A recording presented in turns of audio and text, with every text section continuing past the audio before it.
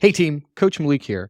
And in this training, we're going to be walking you through the TCK Setter Processes or the Client Kit Setter Processes. And what this training is going to consist of is it's going to consist of everything that you need to know and understand when it comes to having the setter processes inside of the client kit, the different moving parts in the client kit around the setter processes, and how you can use the client kit to actually start scheduling calls with people, with your prospects, to ensure that you're doing your quick chats and turning them into high paying clients. So with that being said, let's jump right on into it. So before we can go any further, we want to make sure that we help you guys understand what the TCK or the client kit setter processes are. Okay.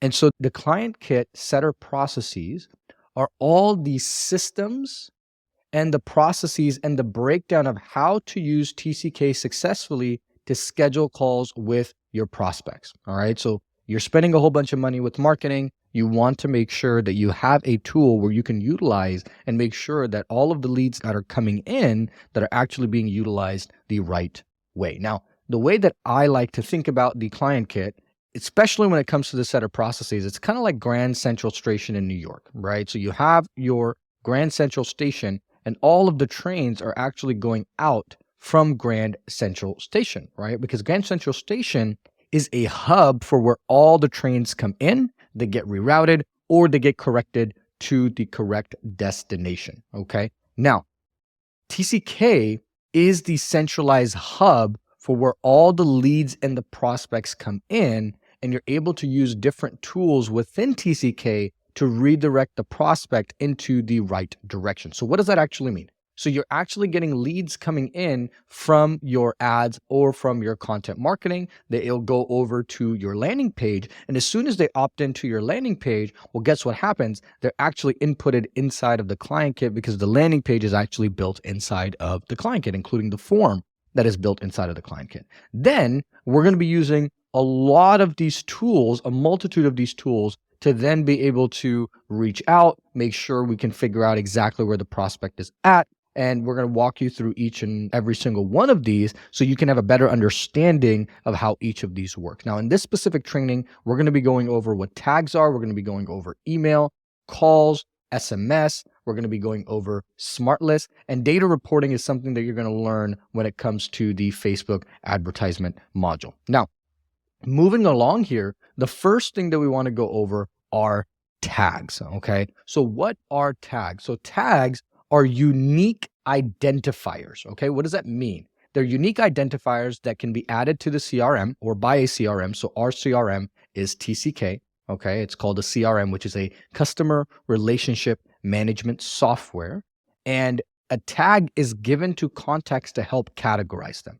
Right? So really, the whole goal of a tag is to help us organize our contacts, okay? And help us classify them and let us know who they are, what they are, where they're coming in from, et cetera, et cetera, et cetera. Now, the tags are very similar to the numbers on a train. So you can see this train number is 28005, right?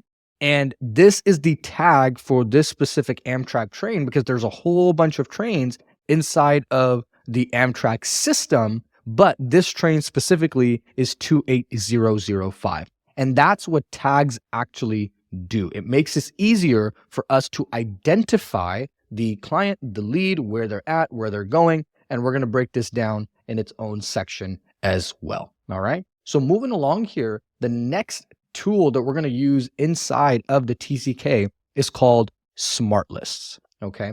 And smart lists are known as what we call active lists. And the reason they're active is because they're automatically being updated depending on the criteria that we have set. So what does that actually mean, right? Let's say you wanted to generate a list of every lead. So you got your leads coming in and they're in this massive list and they're not organized, right? It's very, very, very unorganized.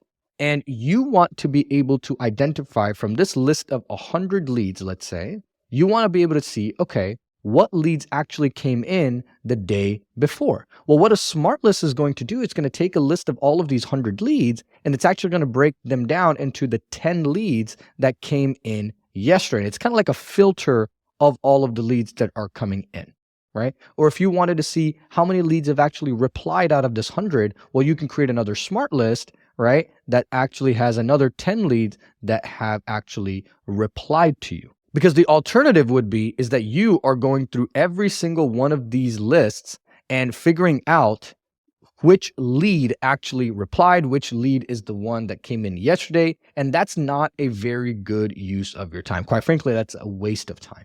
And so what smart lists do is you can select specific settings and you'll be able to only see the people who opted in the day before or people who replied, and you can create a list to your specific setting. So what it does, it takes the macro view, the big view, and it actually breaks it down into micro segments of what it is that you want. Now, there are different types of smart lists that we're going to be creating, and we're going to be walking you through all of those types of smart lists and how to create them, why did we create them, and what is the purpose of all of them in its own section. All right. Now, moving along, let's talk a little bit about text messages and what this tool is going to consist of. So all of us pretty much have a very good understanding of what text messaging is. But within a CRM or a customer relationship management system or software, which is TCK, right? Text messages allow us to actually stay connected to our customers and prospects. Now, if you remember from the Setter Processes Foundations training, 95% of people prefer to communicate via text. 95%.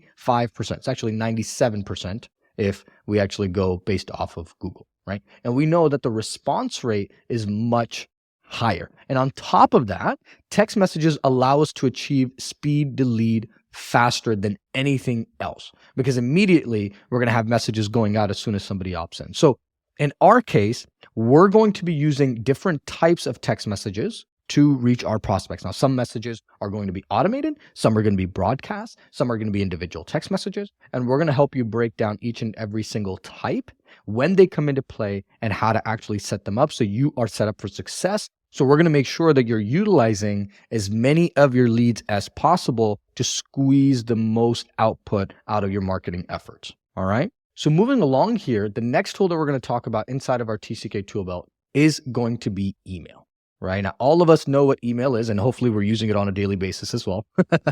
But in the context of a CRM, email or email marketing is referred to as a tool inside of the CRM that is used to provide more personalized, more effective direct marketing contact with your prospect and customer. So now you might be seeing a theme that all of these tools are used to make contact with the prospect or customers. Everything is around either organizing the prospect or customers, and it's around getting in contact with the prospect and customers. Now, there's many use cases for email, and we're going to break down the different types of email marketing that exist. So we're going to talk about broadcasts, we're going to talk about workflows, we're going to talk about single individual conversations, when to use them, how to actually set them up, and when they come into play. And we have its own section that's designated to this that's called Email Setter Processes, and you'll be able to break that down as you're going through that. Now, the next tool that I want to go over with you guys is Task. Now, this is a very ninja tool.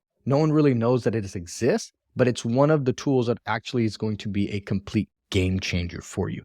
Now, Task inside of the TCK ecosystem is what we call it. So if we have the hub, which is TCK, and everything that goes along with that is the ecosystem inside of TCK, it's actually used for setter processes. It could also be used for sales processes. A lot of sales processes will use a lot of Tasks, but also client success can use it as well. So it's not just oriented for setters. It could also be used for client success. Now, tasks are created specifically for each contact. So every contact can have its own designated task attached to its record.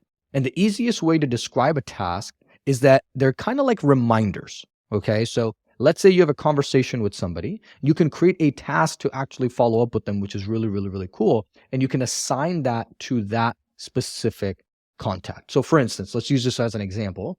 Let's say I spoke with Warren Buffett, right? I had a quick chat with Warren Buffett and he was financially qualified, but he was not ready to purchase, right? So I can go ahead and create a task for Warren Buffett to check in with him for a few weeks to see if he's ready to purchase the program. So you can see right here in this image, I have an SS follow-up, right? And I have an SS follow-up with John, and I have to make sure that I have set this on a due date at this time. Now, tasks are similar to opportunities, which we'll go over at another time. And what they do is they allow setters and closers to organize their outreach. And it's a great tool for organizing follows, because all you have to do is you just go over to contacts, you go over to tasks, and every single day you just take a look at it and go, cool, these are the tasks, these are the people that I have to follow up with. And you're able to keep everything organized and just do it on a day-to-day basis. Now, we're going to talk more about setting up tasks and how to set up tasks in the task training section. Okay. So moving along here, I want to really help you guys understand, why is all of this important? Now, I think a lot of you remember this analogy because we've used it many, many, many times,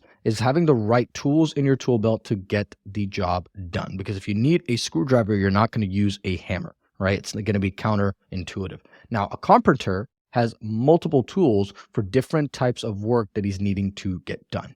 And as a setter, right, we need different tools in our tool belt to adapt to the needs of the prospect and get the job done right, which is qualify and schedule a quick chat, right? Or schedule a quick chat and qualify the prospect on there. Now, there are hundreds, if not thousands of reasons why the TCK Setter processes are such an integral part of your business.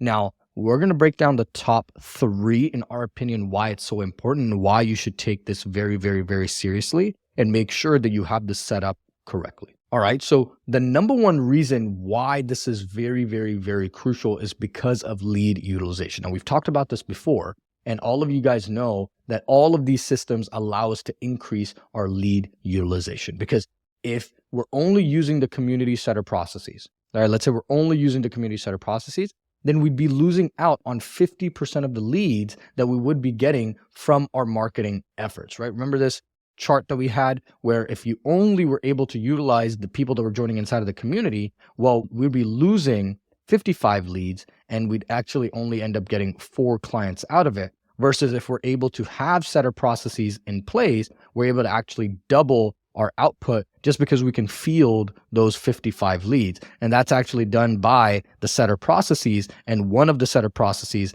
is using TCK. And it's a very integral part of it. Because if you're not able to capitalize on your marketing spend, then all you're doing is just burning cash, right? You're spending money on marketing and you're not getting the return that you're actually looking for. So lead utilization is extremely, extremely, extremely important outcome as a part of the TCK Setter processes. So do not take this lightly, right? Moving along, number 2 is efficiency, right? Efficiency is very, very, very important as a business owner. Now, you could be strategic with your outreach. That is the whole goal. We want to make sure that we're organized and we're strategic, because without it, you're going to be all over the place. Now, here's another reason if you're trying to manage all of this in your head. Some people actually try to do this, right? Having all of the leads, who to reach out to, and just doing it on your smartphone, right? Or maybe doing it in a notebook or an Excel sheet, right? Let's be honest, it's not going to happen because it progressively becomes more and more difficult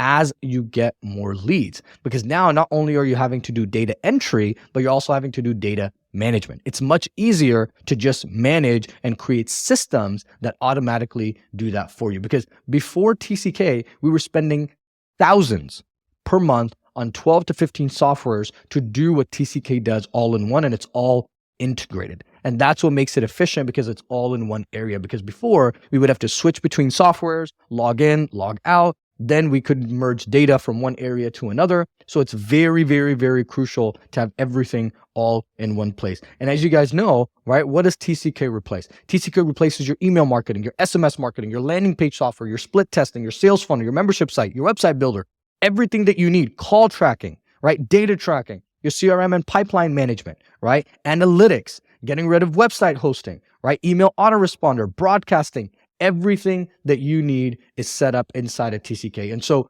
TCK has become such a staple in business for coaches who are looking to grow and be successful in this industry. And efficiency is what comes out of using the TCK system. All right. Now, moving along here, number 3, the third biggest reason why this is so beneficial is automation. Okay. When you're starting out as a solopreneur, right? What do we mean by solopreneur? This is somebody where you're the sole employee. You're wearing many, many, many hats, and it's not easy. right? That is where you need automation set up to support you, because you only are limited to so many hours in a day and so many things that you can do. And many of you guys are actually working as you're going through this process. So as an entrepreneur, your most valuable asset is your time, especially as you grow. And in this day and age, having the TCK to help you automate your outreach and have processes in place is literally the ultimate cheat code, right? Because you have leads coming in and you have automatic text actually going out. You wouldn't be able to do that yourself. You wouldn't be able to have speed to lead if that was not the case. Plus, what automations allow you to do and having systems in place that allows you to regulate all the traffic that is coming in, which allows you to grow, and it saves you tons of time, tons of energy, tons of money. Otherwise, you'd be hiring somebody and paying them thousands of dollars to run these systems manually for you. And the list can keep going on and on and on why having the TCK Setter Processes is so important.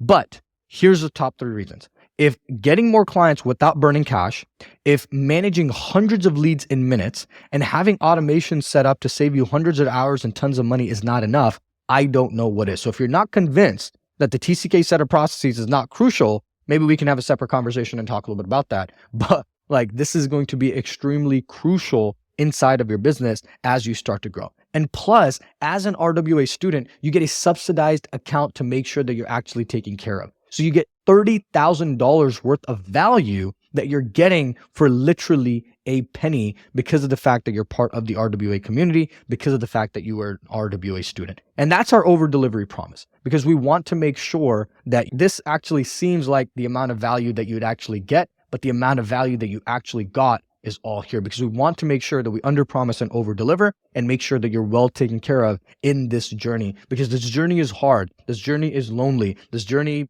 makes you go from a newbie, right? Sometimes you want to be a limbic lalu, but you're not going to do that because you're a winner. And so we want to make sure that the value that you get from RWA, from Remote Wellness Academy, far exceeds your investment.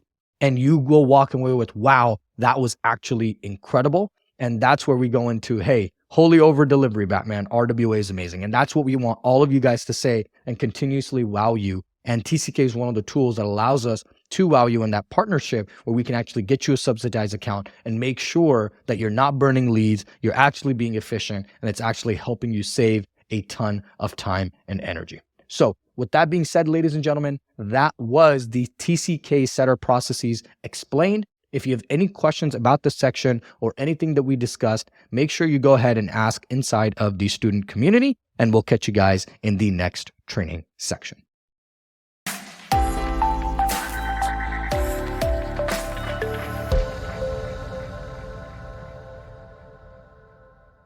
All right, team, welcome back. And in this training section, we're going to be talking about tags and what are tags inside of the client kit, how to set them up to make sure that you are set up for success. So let's jump right on in.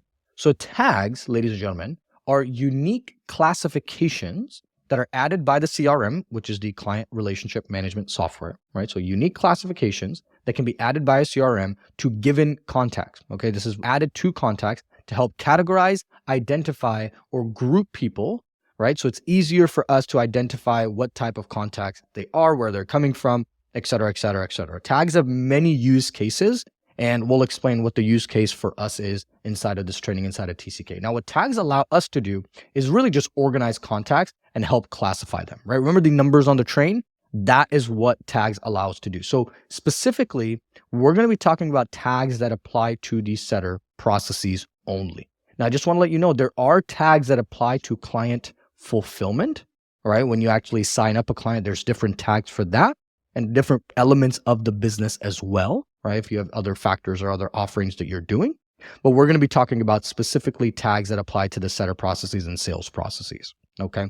Now, why are tags so important? Now, for our case, we use tags to classify and identify the journey, okay? And this is very important, the journey of a specific action taken by a lead or a prospect, because we want to know exactly where somebody's at. So if they come in from our landing page and they come in and schedule a call, we want to know that they've actually done that, right? We want to know exactly where they're at within the journey, because if we do not have tags, then we would not know where the individual came from. Did they come from social media? Did they come from a ad? Did they come from a referral, right? We would not know whether they scheduled a call or not, right? We would not know if they filled out an application or not. So we would be in the blind because we would have no information about this prospect. And so tags allow us to really make sure that everything is set up for success and knowing that we can have a more customized outreach accordingly to where the person is coming in. So let's say you texted a person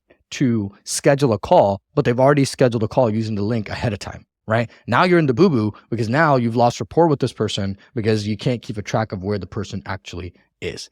Now, can you actually go and see if they've actually scheduled a call? Right? You absolutely could, but wouldn't it be easier just for you to know beforehand so you're not going on this massive Easter egg hunt to figure out where this prospect is, what are they doing, what actions have they taken, et cetera, et cetera, et cetera. And so our goal is to make it as efficient as possible for you as you're running your business. Now, a side note on tags that I like to make is tags by themselves are not as powerful, but they get more powerful as we pair them up with SmartList.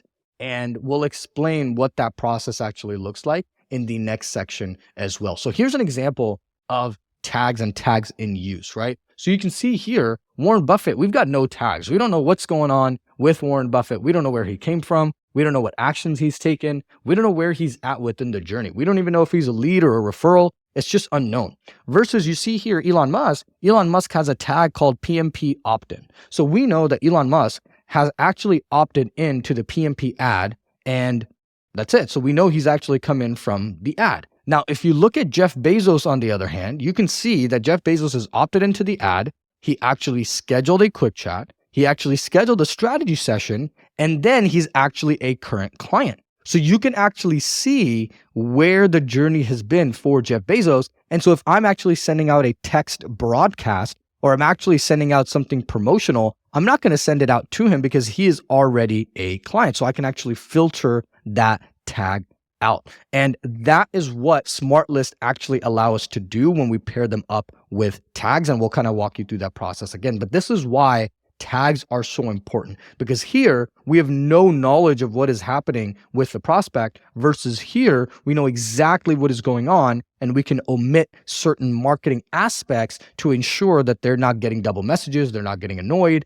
and we're actually approaching them at the right standpoint. Because Elon Musk here is probably going to get an outbound call, right? Versus Jeff Bezos is not going to get an outbound call or an outbound text message. You want to make sure that all the workflows are not going out to him because he is a paying client. And so he's going to get all the paying client resources and text message and communication. Does that make sense? So moving along here, the next thing that we want to do is want to go ahead and classify tags.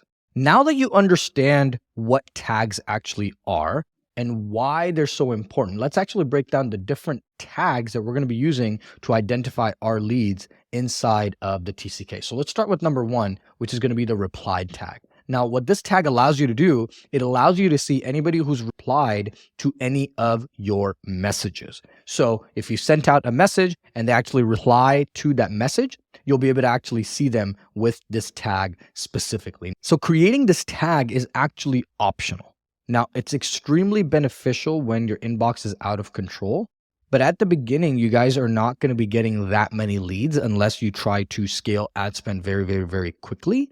And so at the beginning, it might not be very useful, but this is something to create and have in handy in the back end so you can actually readily utilize it later, right? Because this will actually come in handy when your inbox is too filled and you can't handle the amount of leads. But at the beginning, you guys will be able to clear out your inbox and make sure that you guys are managing everything that's going on inside of your TCK conversations inbox. All right. Now moving along to opt-in, that is the second type of tag that we're going to create. What this tags allows us to see, it allows us to see everyone who's opted in and come in from an advertisement source. Now, this tag is directly tied to your submission forms inside of TCK, right? So when somebody sees an ad, they go over to your landing page, right? Oops, landing page right here. Then in the landing page, they opt in. Now the landing page actually has a form that you've created that is actually collecting all of the info. Now, once they fill out this form, then this tag is actually going to be associated with them. And you can have multiple of these for different forms that you are running. So let's say this is your free asset, right? And your free asset is a guide, right? Then you can have a course, right? Then you can have a case study. So you can have like case study opt-in. You can have a free guide opt-in. You can have a course opt-in. So you can have multitudes of these tags. That way you can identify what area the lead actually came in from. All right. Now moving along to number 3, let's talk a little bit about disqualified tag. Okay. So the DFQ tag is for people that are disqualified, right? So if you're running the VSL strategy, you'll be sending people over to an application page. So they're going to be filling out an application. So let's say they actually fill out the application and they're not a good fit. They financially cannot afford it. They're just somebody who's not growth oriented. It's somebody you don't want to work with. Their answers are no bueno. So you're like, hey, I actually do not think that this individual is a good fit. Then you can give them a DFQ tag, which will let them know that they're disqualified. So they won't actually get text messages or outbound calls from you, right? So what you're doing is you're filtering all of these people out. Now, moving along to number 4, you have NFQ, which is non-financially qualified. So disqualified, DFQ is disqualified. NFQ is non-financially qualified. And this tag is for those that are non-financially qualified. So let's say you do a quick chat with somebody. You talk with them. It's a great conversation, but financially they cannot afford it. Okay. And here's a caveat. They can't even afford it in the future, because there's some people that can't afford it now, but they'll come back to you. And then there's some people that just can't afford it in general. Okay. So what we're going to do is we're going to give them the NFQ tag, and that will allow you to segment them off of your list so they're no longer contacted. Because if they can't afford your services, you don't want to keep reaching out to them using your marketing efforts, because then you can actually put that marketing effort towards somebody who can afford it. All right. Then moving on to number 5 is QC scheduled, right? This is very simple. This tag is for people that have scheduled quick chats with you. Moving along, we have SS scheduled. Right? And SS scheduled is for those people that have scheduled strategy sessions with you, right? And then going back to Jeff Bezos's example, we will know where everybody is at in that journey, right? Then number 7 is going to be outbound QC. So what does this mean? This tag is for those leads that you did a quick chat with, right? So you called them, they picked up, you did a quick chat, which is an outbound call. And now you're going to be able to label them as an outbound QC, so you can actually keep a track of all the outbound QCs that you've actually done and see, okay, am I getting more scheduled QCs or am I getting more outbound QCs? Because then you can actually take your time and be more efficient with it. Then last but not least, this is going to be more of a client success tag. All right, this is going to be for client fulfillment of you working with your clients. It's called current client. We're going to help you create it so you already have it. And this tag is assigned to those that are currently paid clients. All right. Now, are those the only tags that you can create? I just want to say, no, those are not the only tags that you can create, right? Those are just the basic ones that we've used. And we know that those are the fundamental tags that you're going to need over the course of a very long period of time. Now, over time, you can actually create different tags to help you organize your leads better. Now, we're just giving you baseline homeostasis. Your goal is to add onto this and build on top of that. And again, I just want to remind you, don't be a remote control student. You're a winner, right? Be able to think and have that time to think outside of the box and don't follow blindly, right? That means adjusting the tags or making new ones and innovating when the time comes so you can actually make sure that you are organized for you. Because remember, you're going to be looking at your TCK CRM. We are not going to be looking at it. All right. So moving along here, we're going to walk you through the step-by-step process on how to actually create tags within your TCK. So this is going to be a quick mini training where I'll walk you through how to make sure everything is set up. So in the future, if you want to create tags, you can do so yourself as well. So with that being said, ladies and gentlemen, let's switch over to that quick mini training now. All right, team, welcome to this mini training where we're going to walk you through how to create tags inside of TCK. So let's dive right on in. So the first thing we're going to do is we're going to go ahead and open TCK. Then we're going to go ahead and select settings. So you can see here, right here, we're going to select settings. Once we select settings, the next thing we're going to go ahead and do is we're going to go ahead and select a tag. So you'll see here right at the bottom where it says other settings. We're going to come right here and select tags.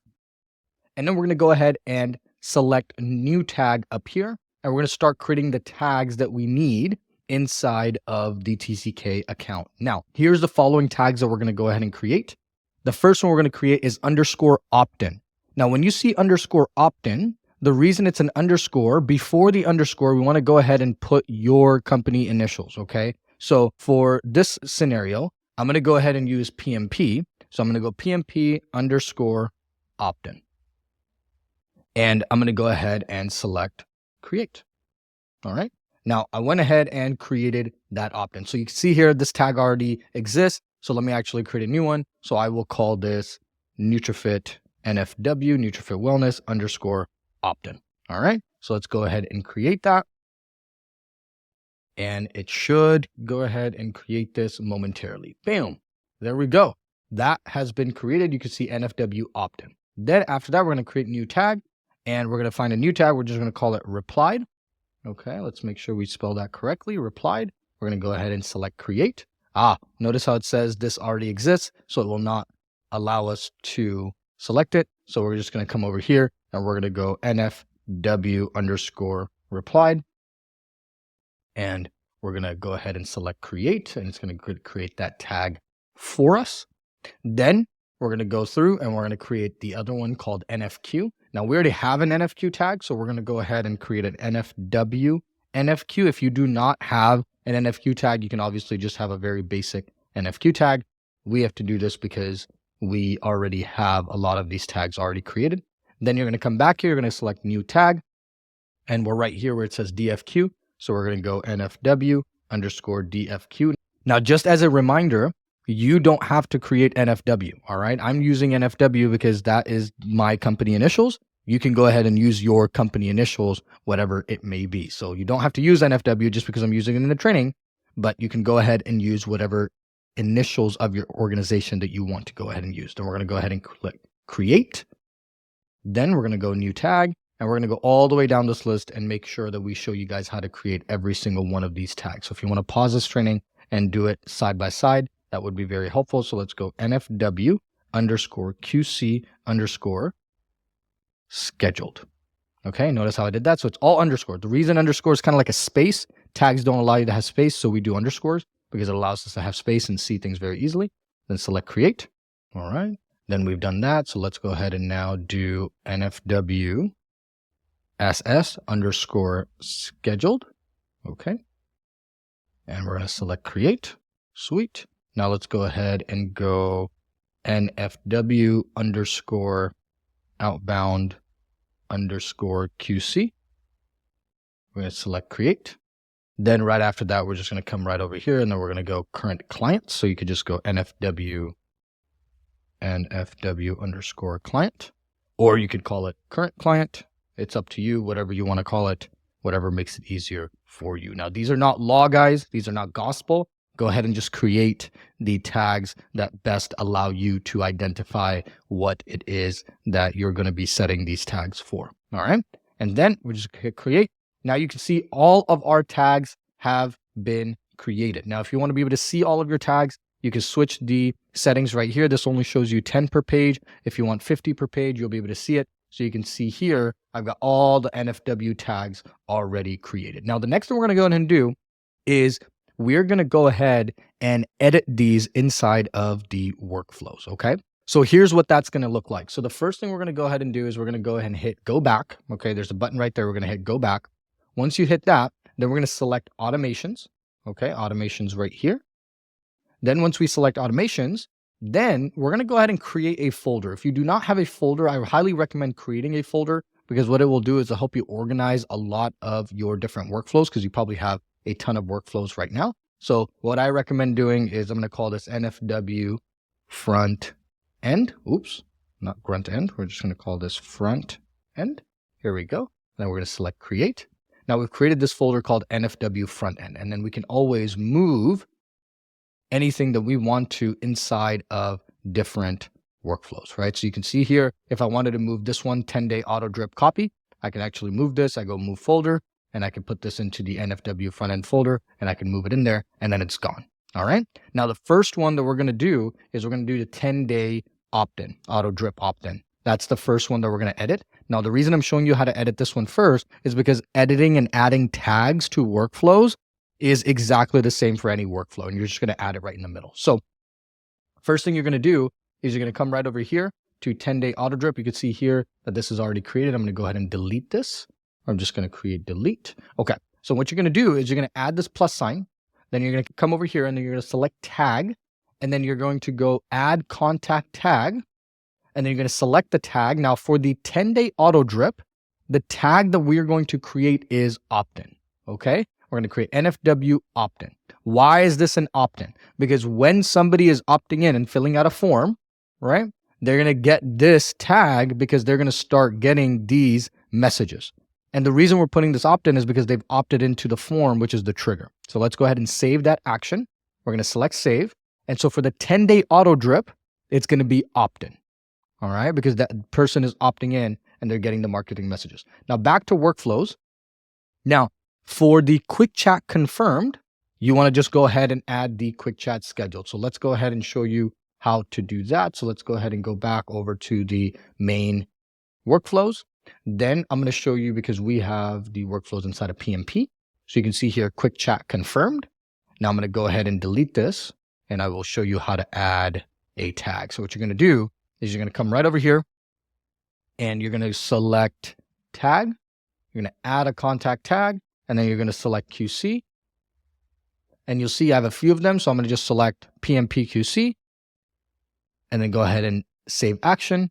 And then save right at the top right here. And I went ahead and now added tags to the workflows. Okay. And then you would do the same thing. If I wanted to go back, I'm going to go ahead and do that to the strategy session. So the strategy session workflows right here. I'm going to come in here. See, it says add tag.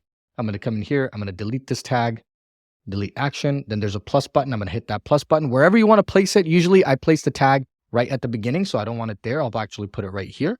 And so I'm going to go tag, contact tag. I'm going to create SS and I'm going to call it NFW SS or SS confirmed or SS scheduled. Let's call it SS scheduled. And then we're going to go ahead and hit save action. And then we're going to hit save. And ta-da! Now we've added tags to the workflows that we needed to add. Now, on top of that, I want to show you guys how to create a replied workflow and how that actually would look like and how to actually set that up. So what you're going to do is you're going to create a workflow. Okay, once you've created it, then you're going to select start from scratch. So select that. Let's hit continue. It's loading. Okay, excellent.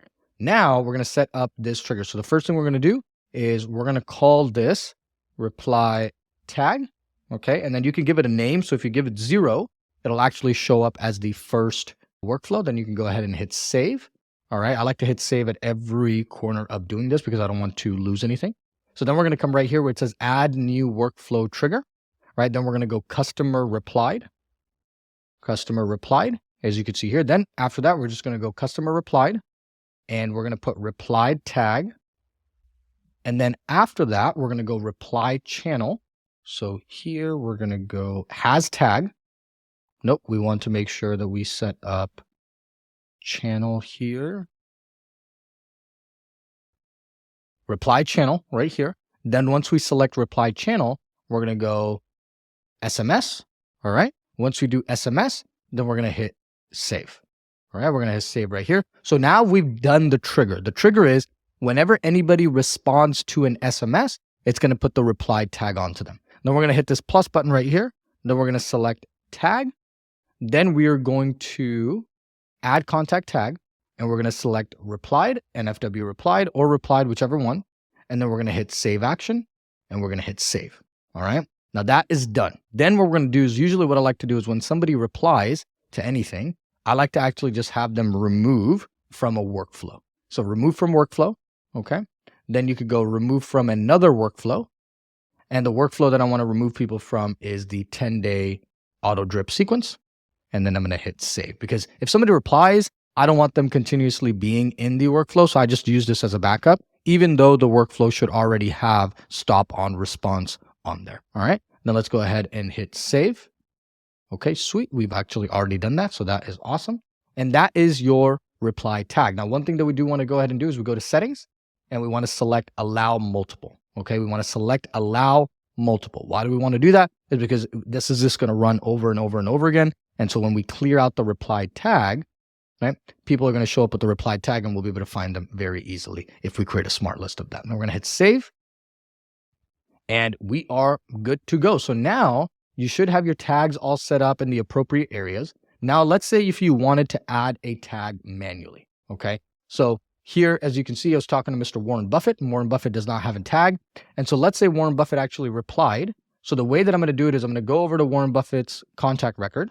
I'm going to go over here where it says add tag, and then I can add a tag that says QC, NFW QC scheduled, and it'll create that tag. So that is how you add it inside of a conversation. If you wanted to do it inside of a contact record, you just go into the contact record, you come over here, and I can do replied, NFW replied, and it should go ahead and save that tag right there. Now, when you guys are actually going through the replied tag, whenever you guys actually reply to a conversation, the easiest thing to do is actually remove the replied tag, because then when they reply again, the tag will actually show up and you'll be able to filter those people that have actually responded. So that is the training on how to create tags inside of the client kit. If you have any questions on how to create tags, on how to set any of this up, or if anything's confusing or it just seems like a lot of moving parts, please go ahead and let us know inside of the student community. Now, biggest thing that I do want to let you guys know of is before the underscore, it has to be it doesn't have to be, it can be your initials of your business. And so don't use NFW, use whatever company name that you have. If it's Elevate Remote Wellness, whatever it may be, then you're going to be using Elevate Remote Wellness, so ERW, right, underscore opt-in. So just be careful of that. Don't take my word for gospel. If you need to change these around and label them how you would like to see them, that is totally okay. With that being said, we're going to wrap up this mini training and we'll catch you guys in the main training.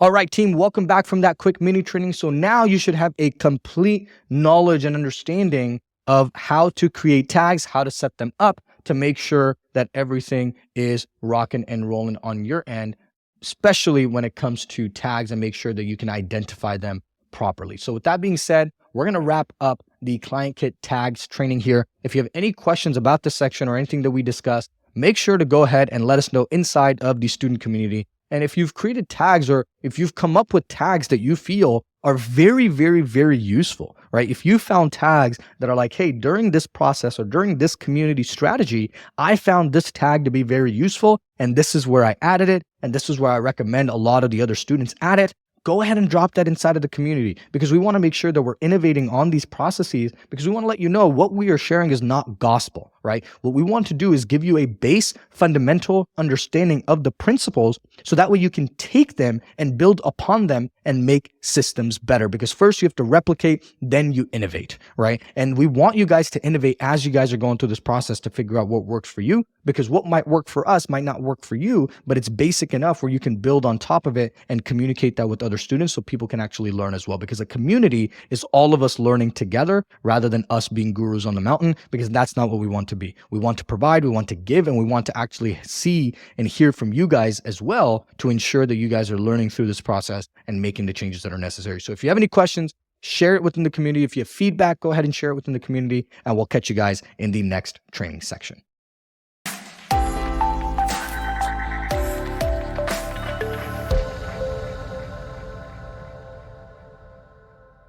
All right, ladies and gentlemen, welcome back. And in this training section, we're going to be talking about smart lists. And so what are smart lists? Why do we use smart lists? When do we use smart lists? Let's actually break that down for you guys to help you guys understand that. So smart lists are also known as active lists, right? These are lists of contacts. Specifically, it's going to be all of your contacts, all of your leads that are coming in, and it's automatically updated depending on the specific criteria that you're set. So think of it kind of like filters. You're going to be able to filter out certain types of people that you want on a list, certain types of people you don't want on a list, which is really cool because it allows you to take all of your list, all of it, which could be thousands and thousands of people, and actually helps you narrow it down into smaller individual lists, right? So you have your macro list, right? So you have your macro, right? It's the big, massive list of, let's say, as 1,000 people. And then you can break down your list into 200 people each, whatever it may be, depending on the context of the list. Now, where can you find your smart list? You can find them inside of contacts. So you go inside of contacts, then you'll see each individual section right here. Right now, yours might not have anything because you don't have any smart lists, and we're going to create that shortly. But all is something that you should have, because this should be all of the leads that are inside of your TCK. Now, why are smart lists so important? Okay, so in our case, smart lists help us actually categorize the different types of leads that we have inside of TCK.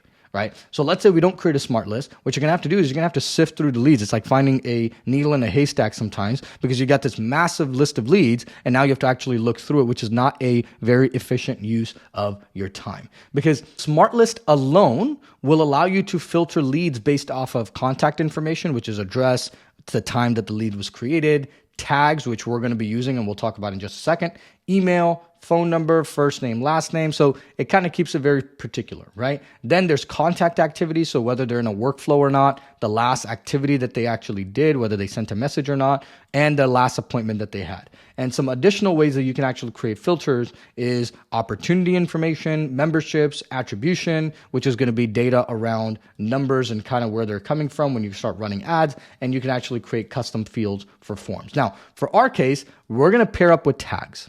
Right? And tags and smart lists together is like the ultimate combination, because what it does, it helps us organize our contacts and leads even further. So this allows us to actually get very granular and focused on our leads and making sure that we can identify, okay, what are the different stages that these people are in and what type of marketing we're going to be reaching out to them and what type of setter activity we're going to be doing to get them signed up as paying clients or scheduling quick chats or whatever it may be. So if you want to see which leads scheduled a quick chat and which ones did not within 5 days, we can actually do that specifically using smart lists. So we can get very granular with the data that we're actually looking for. So really quickly, the next thing we want to do is let's go ahead and classify the smart lists. What are the different types of smart lists that you're going to create as a baseline? So the first type of smart list you're going to create is called an outbound list, okay? And this is the list of all of your leads, and it's within a 5-day window that have not scheduled a quick chat with you. And you're going to be able to go through this list and call them and conduct a live quick chat right off of the get-go. And we'll explain more of what the usage of this outbound list is going to be in the outbound training section. Now, ideally, this is the list where you're going to be trying to make 6 points of contact within the first 3 days. Okay, so that's going to be the first type of smart list. The second type of smart list is going to be our QC scheduled. Very simple. This is going to be the list of all leads that have scheduled quick chats with you. Okay. Then you're going to have SS scheduled. This is going to be the list of everybody that has scheduled a strategy session with you. Then we have something called a broadcast list, and we'll show you actually send broadcast to all of your list and people inside of this list. And this is going to be the list of all the leads that you're going to be sending email and text messages to. And these are people that have not signed up. Okay. So these are leads that have not become paid clients. And so we want to make sure that we can continue to broadcast them so that it leads them to turn into high paying clients. Now, other smart lists that you can create, these are optional, but we recommend creating them, is NFQ, which is your non-financially qualified smart list. And then you could also have a DFQ one, which is a disqualified list. And maybe once a month, you can hit these up with offers and different things of that sort just to see what the outcome will be, because we know that these are people are not good fits and they're not financially qualified, but it does not mean we should not be reaching out to them using one of the broadcast methods. So moving along here, the next thing we're going to do is we're going to switch over to a mini training where we're going to walk you through the step-by-step process on how to create smart lists within your TCK. Now, we're going to help you create the fundamental smart list that you need to get the ball rolling. Now, can you create more smart lists on your own? Abso-freaking-lutely. And we want you to actually do that because, again, I don't want you to be a remote control student who just takes everything at face value and runs with it. Be intuitive, be innovative, and actually create smart lists for yourself to help you identify the different stages that your prospects are in, or even clients if you needed to do it that way, to ensure that your smart lists are set up properly and you're doing it for multiple use case scenarios. So with that being said, ladies and gentlemen, let's switch over to that quick mini training now. All right, team, welcome to this mini training where we're going to walk you through how to create smart lists that are smart. No pun intended. So the first thing we're going to go ahead and do is we're going to open up TCK. Make sure you guys have this opened up. Then we're going to head over to contacts right here. Then you should now be in an area that says all. Now the all area, let me kind of walk you through what these stages are. All is where all of your contacts lie. They're not filtered. It's just a massive list of everybody that's on here. So you can see my buddy Warren Buffett, my buddy Elon Musk, my buddy Jeff Bezos, right? My buddy Sylvester. All these guys are here. These are all the contacts that are in here. So the first thing we're going to do is we're going to head over to this area that says more filters. Okay. Now the first thing we're going to create is an outbound list. Okay. We're going to create the outbound list. So you can see right here. So the first thing we're going to do is right here on the search, we're going to search for tag. Okay. And then what we want to do is we want to go ahead and select tag. And then we want to select tag is, and then we're going to select the tag, which is PMP opt-in. So you might have to search through, make sure you select the right one. So you can see here, PMP opt-in. For you, you're going to select the opt-in one. Okay. So select opt-in, then you're going to hit apply. And now, right. So let me actually show you what this looked like. So we went from, so I'm going to come back here from 161 records. Okay. So this is a total of 161 contacts that I have in here. Then if I come in here, I type in tag and I go is, let's go PMP opt-in. Okay. PMP opt-in. And then we hit apply. Then you'll see it went to 136 records. So this means 136 of these records are actually opt-ins. Then the next thing we're going to go ahead and do is we're going to go ahead and select and we're going to select tag. And tag is not, okay? Tag is not. Then we're going to select DFQ because we don't want anybody that is disqualified. Then we're going to select the tag. We're going to come up here again. We're going to select NFQ because we don't want anybody that's NFQ. Then we're going to come right over here. You see at QC scheduled. We're going to select, let's find QC scheduled, okay? QC scheduled. Then we are going to come over here and we're going to go NFWSS scheduled, okay? Then we're going to come over here and we're going to go current client. Let's see where that one is. Current client. Okay.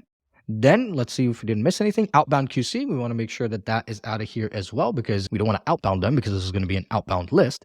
And so we just got to double check that we have all of the tags that we want to eliminate. So when we say is not, and I'll show you what that kind of looks like, that means that the person or the contact does not have these. It only has the opt-in tag. Okay. Then we have DFQ, we have NFQ, we have QC, we have SS, we have current client, we have outbound. Let's say if we missed anything, we did not. Let's go ahead and hit apply.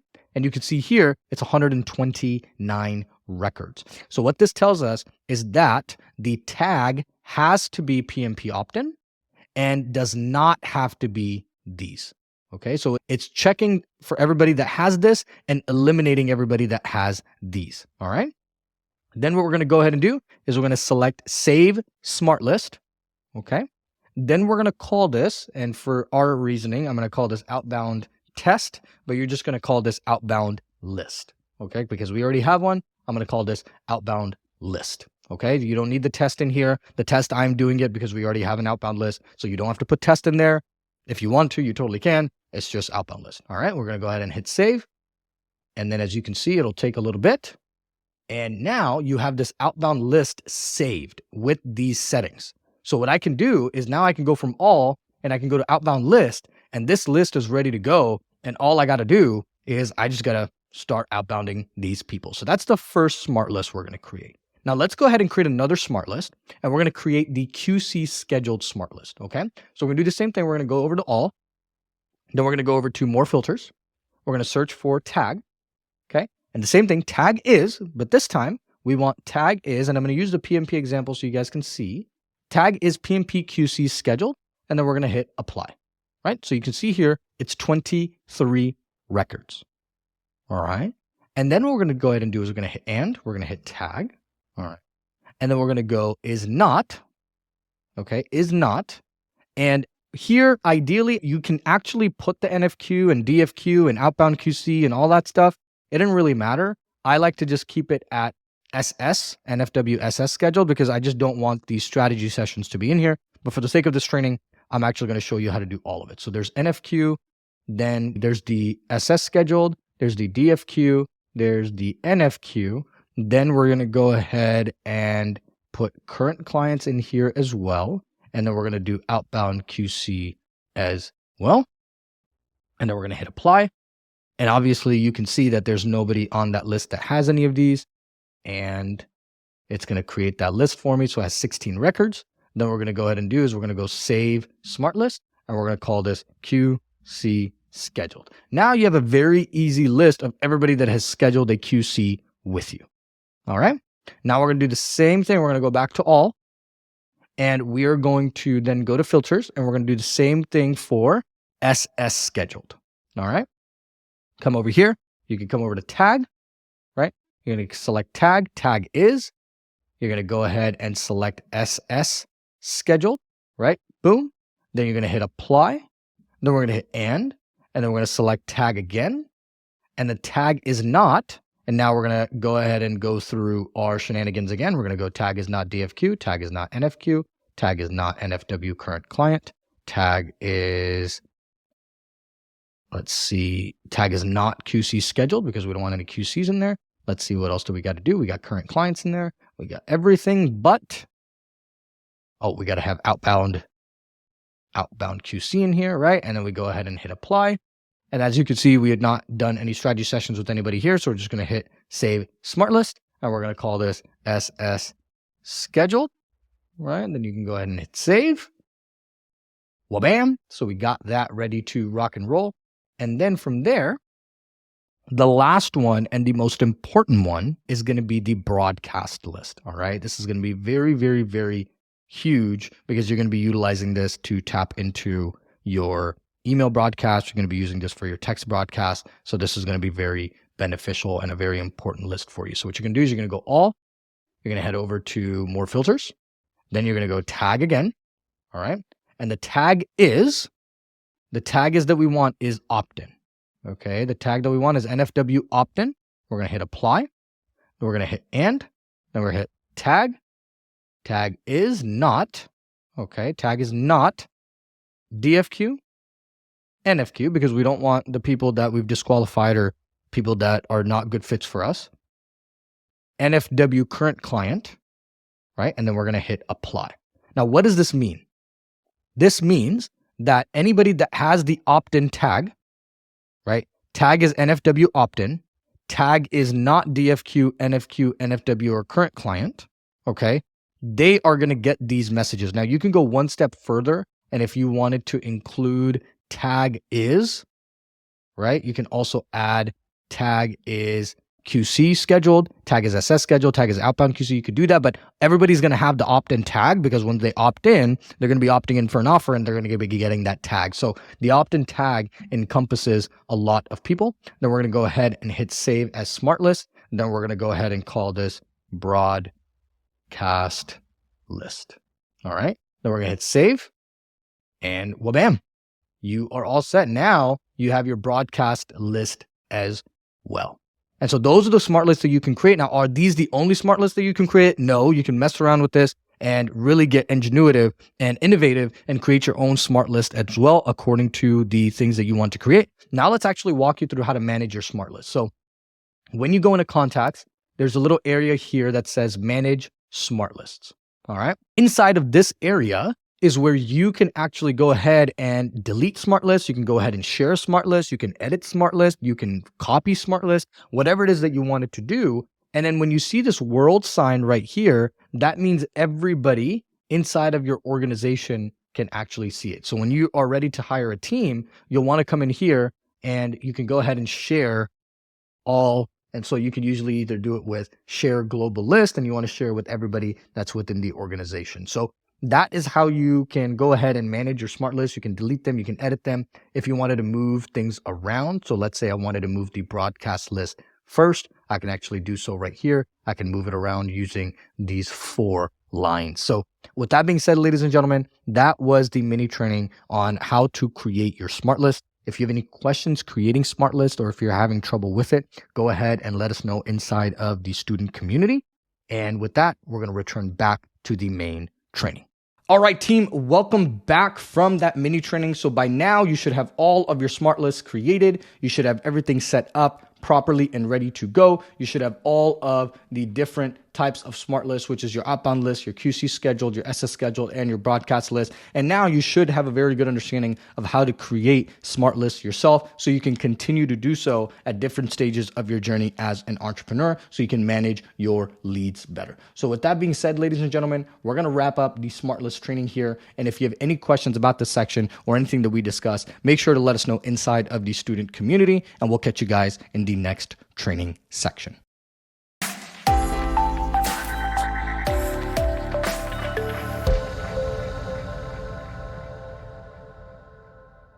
Ladies and gentlemen, welcome back. And in this training section, we're going to be talking about the text messaging using the client kit. Now, this is probably going to be the most important training section and the other training sections that follow along with this, because it's going to be very tactical in making sure that you can use the setter processes correctly to actually schedule calls from within your marketing efforts and using TCK. So with that being said, let's jump right on into the nitty-gritty of all of this. Now, like I said, this is going to be the most important training section that you're going to be going through, because this is where your bread and butter is going to be as a setter. Now, one thing I do want to say is that why am I referring to people as a setter and not as an entrepreneur? Now, as an entrepreneur, as a solopreneur, you are wearing multiple hats within your business, okay? So you have the marketing hat, then you have the sales hat, then you have the client success or fulfillment hat, right? The coach hat,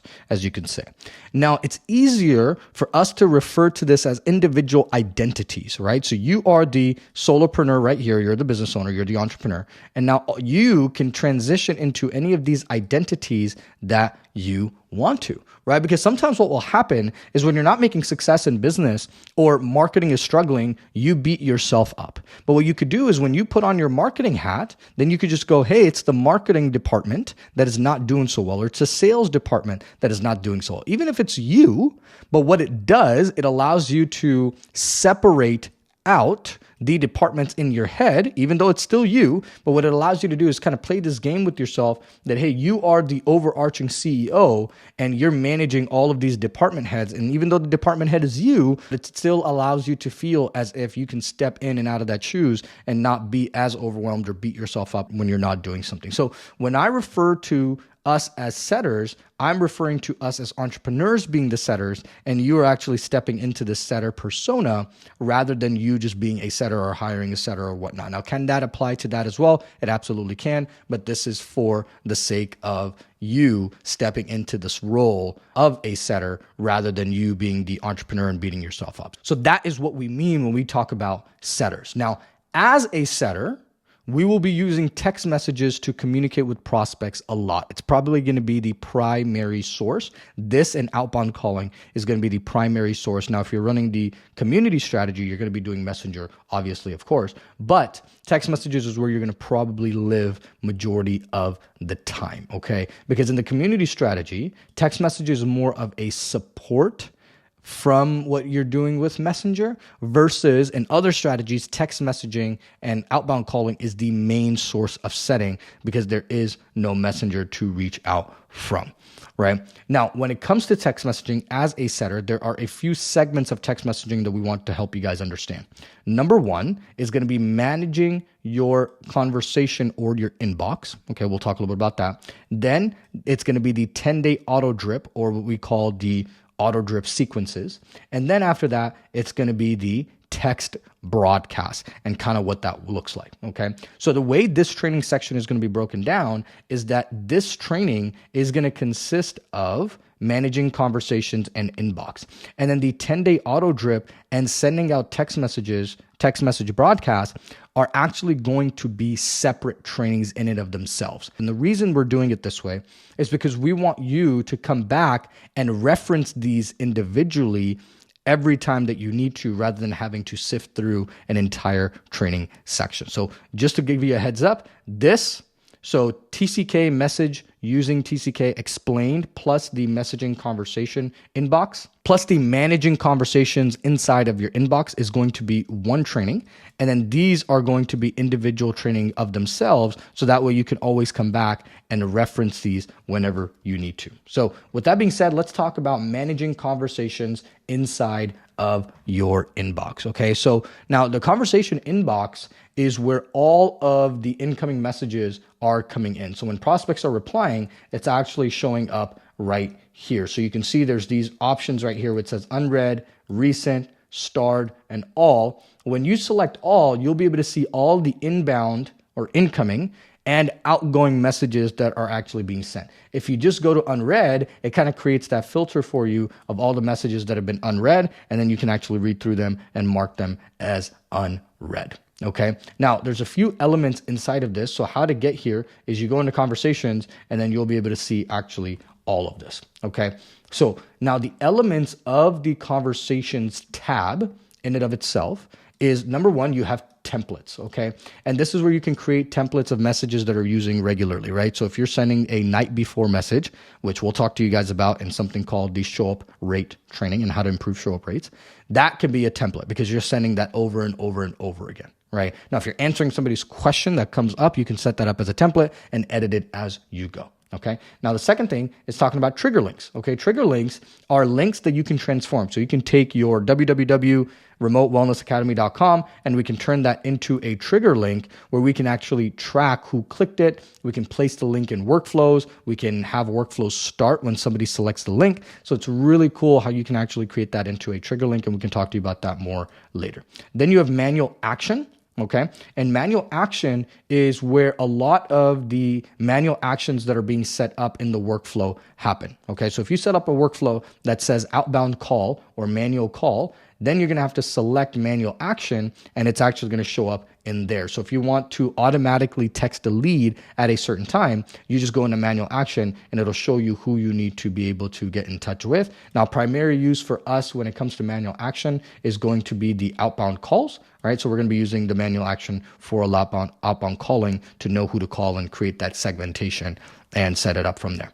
Then going into number 4 is conversations, right? And we know conversations is where your inbox is. This is where you're having conversations with prospect. This is where you're doing a lot of your stuff. You're going to be spending a lot of your time in the conversation section and making sure that you're actually communicating with people the right way. Now, moving along, let's talk a little bit about how to navigate conversations as a setter, okay?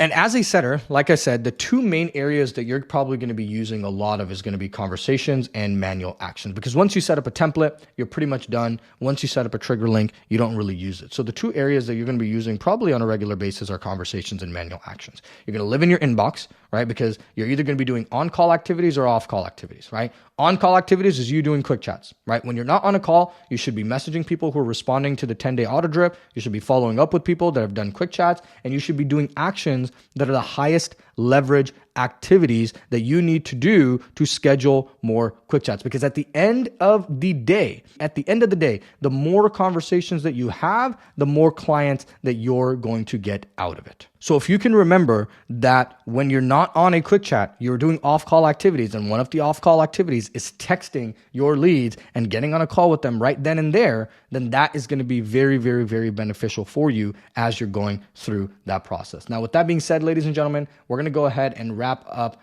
our text messaging training using TCK here. If you have any questions about the section or anything that we discuss, go ahead and ask us inside of the student community, and we'll catch you guys in the next training section.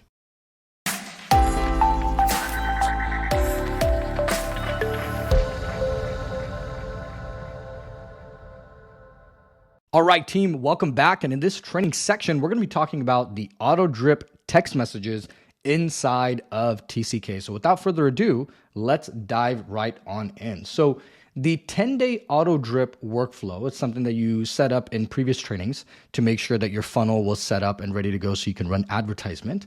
That is a clear example of an auto drip text message. Okay, so what are auto drip text messages? These are creative text messages. They could also be workflows. It doesn't have to just be auto drip text messages. You can have emails and text messages at the same time inside of there. But for editing purposes, we like to keep things a little bit separate. Now you can go ahead and actually create them together. Now, going back to this, the text messages and emails, whatever it may be, they're both applicable and we're going to cover both. They are creative messages that are designed for a certain period of time. So for instance, this one is for 10 days, okay? And they're designed to get the prospect to engage with you. And when we say engage, we just want them to respond to you so that way you could go ahead and schedule a quick chat with them, all right? Now, when a lead opts in, there is a workflow that's set up, right? And so this is what the workflow actually looks like. And so when someone fills out a specific form, and that's the trigger that you can see right here, form submitted, as soon as they fill out the form, this entire sequence is triggered and they're going to start getting the text messages day by day by day. So that is how the auto drip text message sequence actually works. Now, there's the auto drip template that we're going to go ahead and provide to you. So in the previous training, I know we didn't go in depth into editing the workflow to your liking, right? We just kind of gave it to you and walked you through how you would edit it. But we don't want anybody to be a remote control student. We want to give you guys the frameworks so you can understand and not just copy and paste stuff. All right. So the goal is for you to take what we are giving to you and actually make it better. So here you could go ahead and access the 10-day auto drip sequence. It has all the text messages in there. And this workflow that you already have inside of your TCK account, you can change that slightly depending on your offer that you're running. You're going to have to change the initial couple of messages to make sure that it relates to the offer that you are actually running. If not, now you have a template that you can actually change the entire text message sequence. If you wanted to go about it that way, you can absolutely do so. But it's very important that we change the workflow according to the context of the marketing. So if you're running a free guide ad, okay, you want to make sure that in the workflow you context free guide. So if you're running a free course ad, you want to make sure that the workflow actually resonates what is happening in the free course. If you're running the free group ads, okay, you want to make sure that the workflow actually resonates with whatever it is in your messaging. So you have to make the workflow resonate with the marketing that you're actually putting out there. So that's very, very, very crucial for you to do so, because if you have a free asset guide and then you're telling people to join the group, it's not going to make sense. Okay, so you have to make sure that you resonate that and change that and edit it accordingly. And we're going to walk you through this inside of the mini training as well. So with that being said, ladies and gentlemen, let's go ahead and kick things off. And we're going to switch over to a quick mini training where we're going to walk you through how to create the auto dripped text workflow. And we're going to show you how to edit the original one that you have if you don't want to edit it, how you can make copies to it, and how to use this template that we're going to go ahead and provide to you, which is already here, and how to actually go ahead and utilize that in the mini training. So with that being said, let's switch over to the mini training now.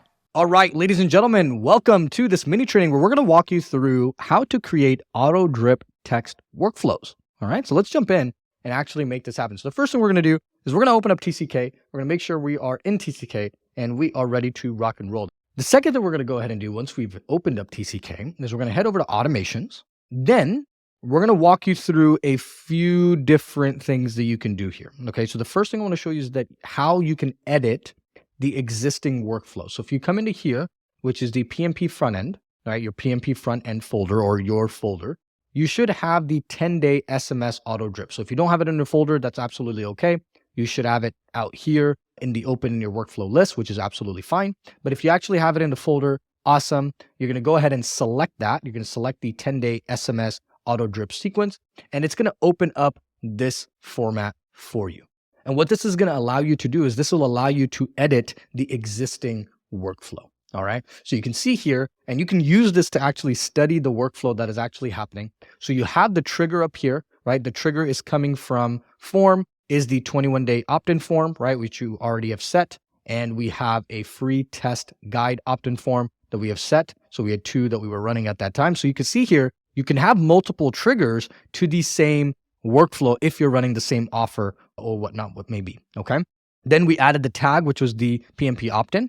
Then usually what we like to do is we like to add a 3-minute wait. Okay, so first thing I'm going to do is I'm going to help you edit the workflow. Then I'm going to walk you through how to actually create your own workflow from scratch if that's what you wanted to do. Okay, then we like to add a 3-minute wait to anything because you don't want the person to opt in and then immediately 1 second later they actually get a text message. So the way you would add a wait is you would just add the plus button, you would add wait, you'd find wait, and then you can select the time versus minutes, or you could do seconds, whatever it is. You can even do days or hours, how you wanted to do it. You could totally do that. You can even do advanced windows. We usually don't mess with advanced windows. We usually either go minutes, hours, or days. All right. Then we usually like to have the first one be 3 minutes. Once that is 3 minutes, then we have SMS number 1, and I'll kind of walk you through this with the 10-day auto drip sequence that we have here that you can see. Right. And so you can see here, hey, this is Coach Malik. And so the way we did this is we actually selected where the first name would be. We went custom values, we went contact, and we went first name. It's contact, not user. User is you, contact is the individual. All right. Saw you responded to our ad. We added some spaces to it. Then right at the bottom, we wanted to make sure that we add the compliance message, which is, hey, we're going to be checking in with you for a few days. If you don't want us to, just reply stop. All right. And you can find this entire text message sequences all right here. Then we go ahead and hit save. So if you wanted to edit any of those, you can just come in here, take this and just edit it. All right. Then the next wait after that is about 25 hours. Now, the reason we've done it this way and we didn't do it by days, if you do wait 1 day, it's going to send them the text message at the exact same time as it did yesterday. So it doesn't feel like it's actually coming from somebody. What we have found, and we tested this, we went ahead and selected hours, and we just messed around with anything farther than 24 hours. Sometimes we went 28 hours, sometimes we went 25 hours, sometimes we went 27 hours, sometimes we went 30 hours. And what that did, it just felt like the text messages were coming in randomly, but they were actually not because we were actually setting them, and it felt like somebody was actually messaging them personally. All right. So then you're waiting a day. Technically, the difference between each text message is 24 hours minimum. Okay. It's 24 hours. That's the wait that you want to have. Then you go to SMS number 2, right? It says right here, tried to reach you, right? And then sometimes we'll even add another message that goes after that. So I'll kind of show you if you wanted to add 2 messages back to back. So you can see that this message has a number 2, and then this message actually has a 2.5. So it's message 2 and it's message 2.5, which is the same. It's going to go out on the same day. And here's what it looks like, because the wait is actually 0.2 minutes, which is usually 20% of a minute, which I think is going to be like 14 seconds or whatever. So in 14 seconds, this second message is going to go out so it doesn't feel like it's automated. All right. And so the way you do that is you just select minutes, and you could do 0.1, 0.2, 0.3, and that'll just give you seconds on how to go about that. All right. And so this is the message that goes, hey, tried to reach you. We missed you. And then from here, you go, PS, this is not an automated text. I'm just trying to help you. It's been a few days. I'll be reaching out if I don't hear from you, right? Then after that, going from text message 2 to text message 3, this one you can see before it was 25 hours. Now it's 27 hours, okay? Then you're going to go ahead and add the SMS, which is right here. Now this SMS message 3, this has the quick chat link. So you can actually set up the quick chat link and you can go about it that way. So that is SMS number 3. Then the wait right here is 1 day. So for this one, we were like, hey, we're just going to give a 24-hour wait period. All good. Then we're going to send SMS number 4, right? And you can see here, hey, contacted you, X, Y, and Z, still open to dropping on a quick chat. Then you could see right here, we also have a 4.5. This is also 0.2 minutes. We usually found that 14 seconds, I believe it's like 14 or 15 seconds, which is 0.2, is actually a very ideal window to send 2 messages. And then you could go ahead and do SMS number 4. If you're not leveling up or dominating your life, let us know so we don't keep blowing up your phone. All right. Then as we continue on, it's usually you will see that we wait 1 minute. All right. And then we send message number 5. So it should not be 1 minute. This should actually be 1 day. All right. After message 4.5, you can actually keep it to 1 day if you want to keep it simple. We got a little fancy and started doing hours. So you can see here 22 hours is where we sent it. Then you could see SMS. Now, SMS number 5 is actually an image. All right. So it's actually an image. So all we did is simply an image. You paste the image right here so you can go attachment and you can find whatever image that you want to put in here. Let's say this is the image of the dog. So I can put the image here and I can have 2 images if I wanted to send them, but we just wanted to have 1 image, which is the Drake image to send. Then we're going to go ahead and save action. And as you're doing this, guys, one thing I do want to remind you, like consistently keep hitting save because you don't want to lose any of your work if something glitches out. All right. Then we wait 22 hours. Then we go into SMS number 6, right? So you can see here, kudos. Nobody resists the Drake meme, right? So you have this message in here. Then we're moving along. Then we're going into wait, which is 25 hours, as you can see. So we're messing around with this timing a little bit. SMS number 7, right? It's been a few days, just checking in. Then we go head over to another wait, which is 26 hours. Then we go into message number 8, which we send a link. Notice how we're not sending a lot of links. We're very limiting the amount of links that we're sending. And it's all spread out because different leads come in at different times. So, and the link is a trigger link that we have set. So in case it gets burned, it's not the main link that's actually getting burned. So burned meaning that it gets blocked by carriers. All right. Then you go into weight, which is 0.2, right? So you can see there's 8 and then 8.5. And if you never want to, so we're always letting people know to stop because that is what compliance, we have to be compliant with the text messaging rules.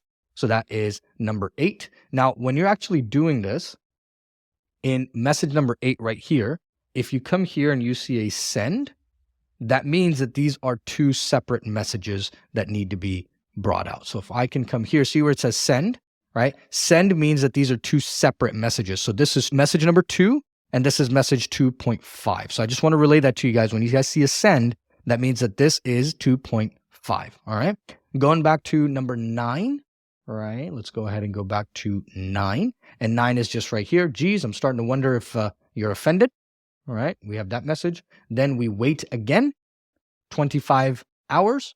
Then we go into message 10, which is simply just another meme. It's Pablo Escobar meme, me waiting for you to reply. I was just trying to help. And so what it is, you're just trying to be charismatic. You're trying to get people to respond. A lot of people will actually respond to this meme. Some people will actually respond to this meme as well. And some people will just respond all the way at message 11. You never know when somebody's actually going to respond to you, which is kind of crazy.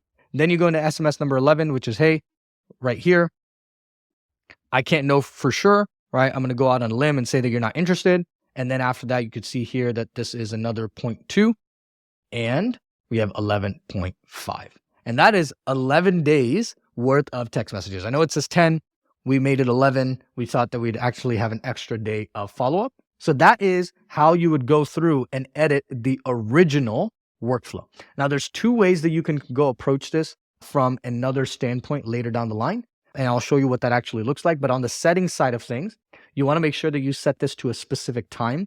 We find that 8 a.m. to 6 p.m. is the perfect timing because you can't actually send text messages after a certain time. You can't contact people after like 8 or 9 p.m. at night. And then you want to actually put stop on response and you want to keep allow multiple off. All right. And you want to make sure that you set it from Saturday to Sunday so the messages are going out over the weekend as well. Then once you hit save, you are good to go. So that's one way where you can actually go in and edit the workflow. Now, if you wanted to recreate the workflow by yourself, what you would do is you would create the workflow right here. You would go start from scratch. Then you would actually set the workflow trigger, right? Which would be here. So it would be like form submitted. And then the form submitted, we would add a filter, select the form. Form is, I'm going to select this one, PMP 21-day opt-in form. And then I'm going to save the trigger. Then what you're going to have to do is you're going to have to do the entire process all over again. So the first thing would be tag, right? Add the contact tag. Tag would be PMP opt-in. Okay, then we hit save. Then after that, what we do is we select a wait. And the wait is going to be for 3 minutes. Save.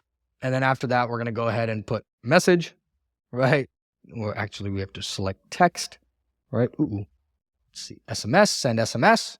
Right? Then you have to type in the SMS and you can actually pull that from the template. Now, here's an easier way to do this if you did not want to go through this entire process. All right, let's go back. I'm not going to save this. The easiest way to do this if you wanted to recreate the 10-day SMS auto drip is you just come right here where it says 3 buttons and you just duplicate the workflow. You save yourself a lot of time. You can go ahead and duplicate the workflow and then you could recreate the workflow, set a new trigger, and you should be good to go. So if you recreate the workflow, I can just call this test and you can see all of it gets recreated and it makes it very easy for you to go in there and make the tweaks and make the edits. So I like having this form and structure already ready to go. And so all I have to do is now go in and just change the text messages accordingly. So you could do it that way as well.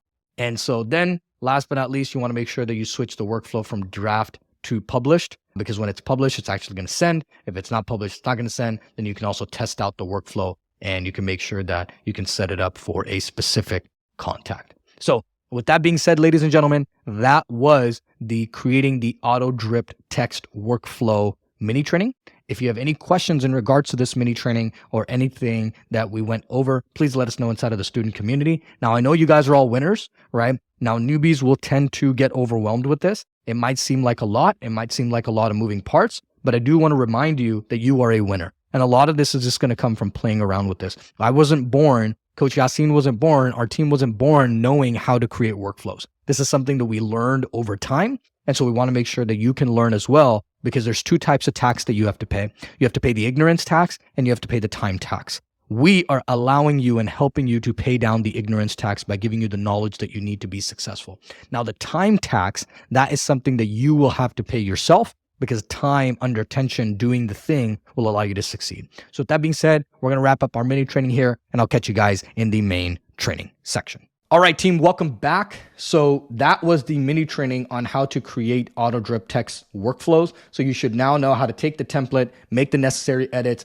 make a copy of the original workflow if you want to, or create a brand spanking new workflow right from the get-go. Now, moving along here, what I really want to go over is how to actually schedule quick chats from the auto drip text messages. Okay. Now, going back to the TCK Setter Processes, right, and why it's so important, it actually comes down to efficiency and automation. Okay. Because you, as a solopreneur, you are limited on time and you can only focus on so much. So the auto drip is actually going to go out to leads as they come in. So as soon as the lead comes in, it's actually going to start going out to them from the time parameters that we've actually set. And all you have to do is reply and schedule the quick chat. So what you're really doing is that the system is sending the outbound messages. So it's sending the text messages out, and all you have to do is just field the responses that are coming in.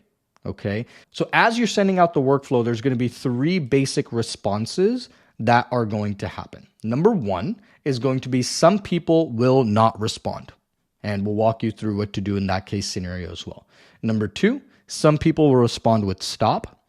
Number 3, some people will respond with a message and they actually want to go ahead and chat. So let's actually break all of these scenarios down and how you would actually approach them. So number 1, what do you actually do with people that don't respond? So if you don't get a response back from a prospect, don't worry, right? What we have realized is that most people will actually end up responding to the second message in the workflow. We don't know why. A lot of people just respond to the second message. Maybe they're just trying to see that, hey, is this real? And then the second message is like, oh, it is real because somebody's actually following up. And sometimes what's going to happen is that people don't respond at all. And I just want to let you know it's okay. Welcome to sales. It's just a numbers game. All right. And our hope is during the first 3 to 5 days, not only are the text messages are going out, but you're actually outbound calling them, which we'll talk about in another section. And the likelihood of them picking up is actually higher because they've been receiving text messages from you. So if they don't respond, don't worry. You will be outbound dialing them as well as texting them. So the likelihood of you doing a quick chat is very high. All right. Now moving along, then you have the second outcome that will happen is that some people will actually respond by saying stop. Okay. And when somebody responds by saying stop, TCK will automatically mark them as DNC. And what this means is it means do not contact. Now, if someone replies stop, then legally we cannot continue to send them text messages. It's not allowed. The system actually will not allow you to do that. Now, these are new rules that are set by carriers to protect their users. And when we say carriers, these are the large mobile companies like T-Mobile, Verizon, and AT&T, and et cetera, et cetera, et cetera. And now you'll notice that in every first message that we send out in a workflow, and we iterated that very importantly, there is a segment, or the first text message has a section in there that implies if you'd like to stop receiving text messages, reply stop. And we are legally bound to actually say that, otherwise the number will get blocked. And what happens when they respond stop is that the lead is just dead. You cannot text them. All right. However, you can actually still call them, because unless somebody actively tells you not to call them, they've just actively told you not to text them. All right. It doesn't mean that you can't call. So for those of you guys that are really trying to maximize your lead output, just because someone said stop to you via text message, go ahead and call them still, because the likelihood of them being able to do a quick chat with you is still extremely high. All right. Now, moving along to the third scenario, what do you do when people actually respond with intent? Okay. Now, what does intent mean? Intent means that they're responding with interest or wanting to learn more, or they're just responding in general, right? Intent can just mean they're getting a response. That means they're interested. That means they want to have a conversation. And that is exactly what we are looking for. Because when that happens, the mistake that most newbies make is that they actually start having long, drawn out conversations with the person. I just want to be honest with you. Like, people don't like long, drawn out conversations, because if you start having long, drawn out conversations, the person is going to start responding, and then you're going to say, hey, I wonder why they stopped responding. Right? Now, just to warn you, this rule doesn't apply if you get somebody who's skeptical or they need a little bit more nurturing, right? They're asking questions, they're asking very good questions, and you want to go ahead and answer it. That's a different scenario. That's okay to have a long, drawn conversation. But if somebody is saying, yes, I can jump on a call, let's go ahead and actually schedule the call, right? Because when somebody responds, your immediate reaction should be to get them on a call. And the best way to do that is just, great, what time works best for you? And then just start coordinating a time. That's it, right? Coordinate a time, lock it in their schedule, and call them in at that time. Right? There's no specific script that goes with this. As long as you're communicating like a human, and the end result being that you're getting a quick chat as fast as possible, that's all that matters. Because you'll be able to get more out of a 15-minute quick chat than you will by having a long text message back and forth. So here's an example that we want to show you of kind of what that looks like. So you can see here, we had an individual named Darcy, and one of our setters was actually texting them, you got some time to chat today. So we sent them a text message, and they said, what's up? So we're like, awesome. Hey, you opted in for our ad, just letting them know what they opted in for, so they have a memory of what they opted in for. Then we're just like, hey, just want to give you a ring. You got a few minutes anytime soon? It's really just pushing towards the call. It's not a lot of rocket science. It's just pushing them to get on a call. Now, here's a pro tip. And this is something that we're actually going to discuss in the outbound call section. But if someone replies to your text and they're texting you back, then what we like to do is just give them a call if you've got the time. If you got a couple seconds, you got 10, 15 minutes, go ahead and just dial them up. And what'll happen is 8 times out of 10, they're actually going to pick up. Because if they're texting you back, then they're most likely in a state of communication. And instead of waiting to go back and forth with them via text, then just give them a quick call, right? And they're going to be able to pick up. Then you go ahead and just do the quick chat right away. And that way it saves you time, it saves them time, and you're able to qualify and move the needle forward. So moving along here, with that being said, ladies and gentlemen, if you have any questions about this section or anything that we discussed, make sure to go ahead and ask us inside of the student community. That was the auto drip text messages that we sent out using the client kit. If you need any support with setting this up, or if you're creating your own templates and you'd like for us to review them, or you'd like for the community to review them, or if you're actually creating text messages and people are loving it and you're getting a very high response rate, go ahead and share that within the community. Because remember, we replicate before we innovate. And so it's very, very, very important that as a part of the community, we're actually pouring back into the community as we're taking out of it, because we want to make sure that everybody is growing together and we're making the changes. So if you are tweaking things, changing things, and you're getting a great result from it, we would love for you to actually share that with the student community. And with that being said, ladies and gentlemen, we'll catch you guys in the next training section.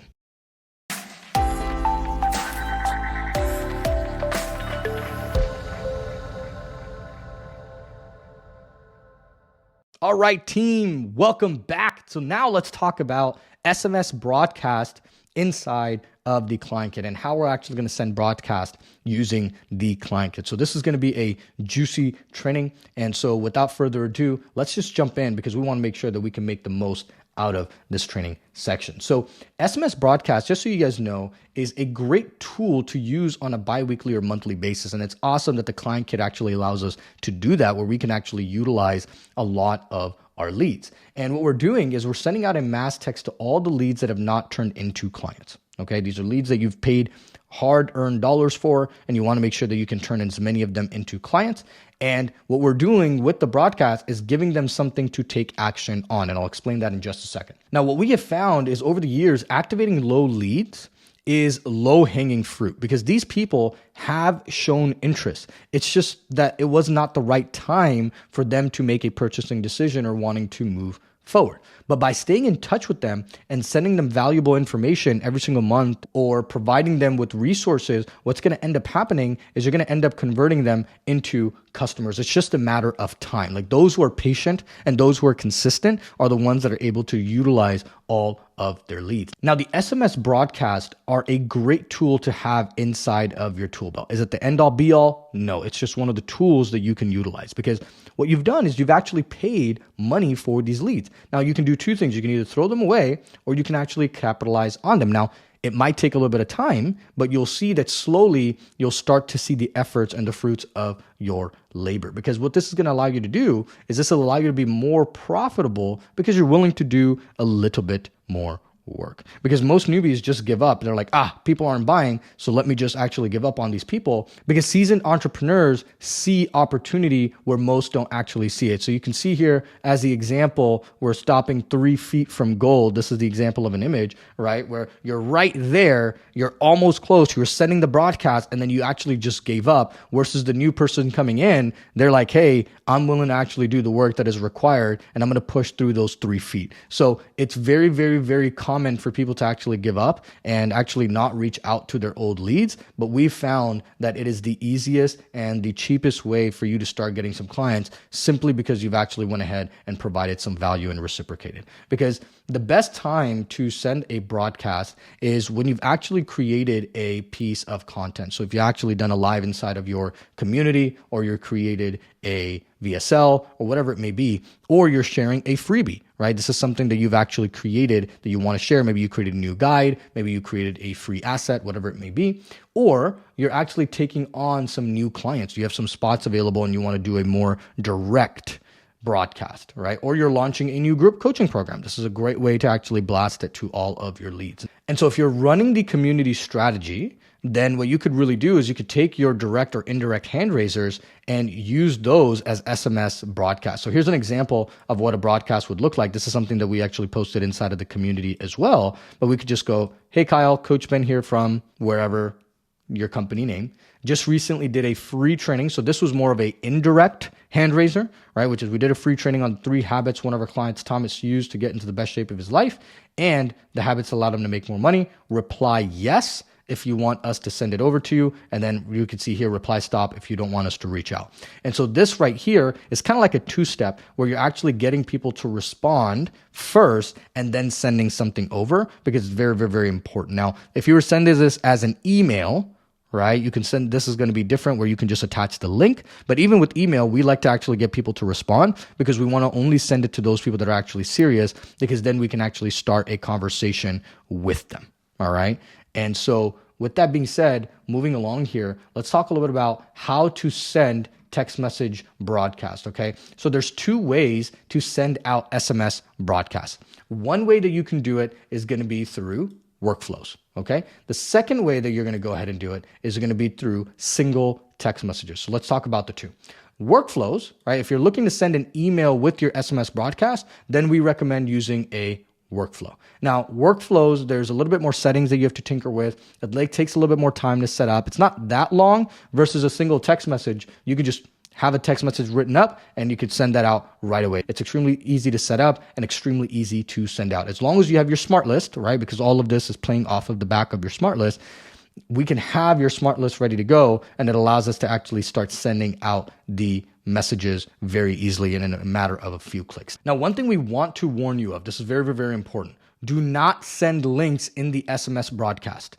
If a number is sending out too many links all at once, what the carrier is going to do is going to mark that number as spam, and it'll block your deliverability. And so people are going to stop receiving your text messages. We'll have an entire section on SMS deliverability and what you need to do and what the impacts of that. But at this time, there's only a few hard rules because the regulations are fairly new. So as things get updated, we will have those trainings for you. And we're going to make sure we also walk you through how to set up your trust center inside of TCK, which will allow you to make sure that your numbers are not being blocked. But make sure that you guys are not sending links and you're actually sending what we call a 2-step message, which is getting the person to respond first. Always get the person to respond and then send over whatever it is that you're sending over. Okay. So messages, this is why we give you an example, because this is a framework of what the messages should look like when you're sending mass broadcast using text messages. And so make sure that you're not sending links. Now, if you're sending an email, it does not matter how many links you send inside of the email. You can send a lot of links, you can hyperlink it,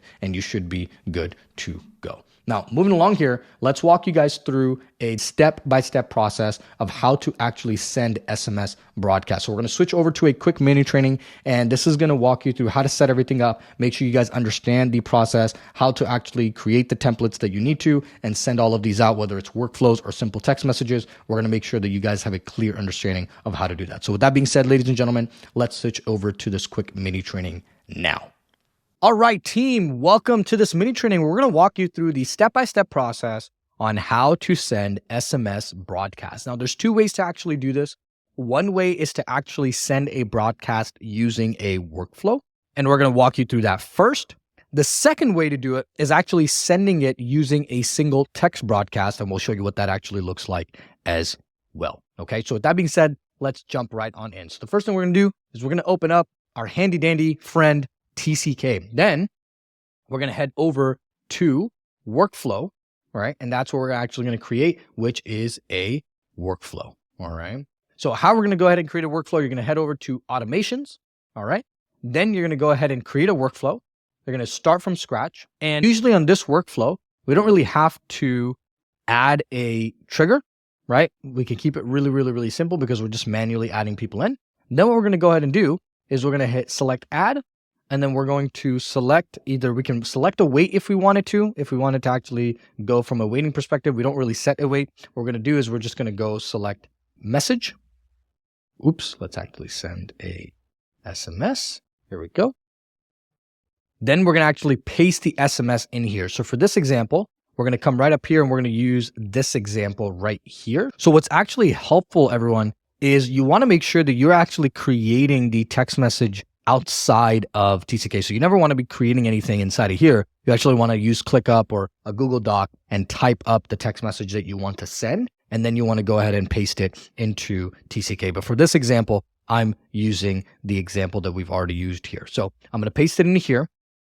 Then what I'm going to go ahead and do is I'm going to format this to make sure that it's set up for success. So I don't want Kyle. I want this to auto-populate the individual's name. So I'm going to come over here to custom values. I'm going to go to contact. Then I'm going to go to first name. All right. Then we're going to put Coach Ben or whoever it's coming from. All right. Let's format this a little bit. Okay. Recently just did a training on this. Reply yes.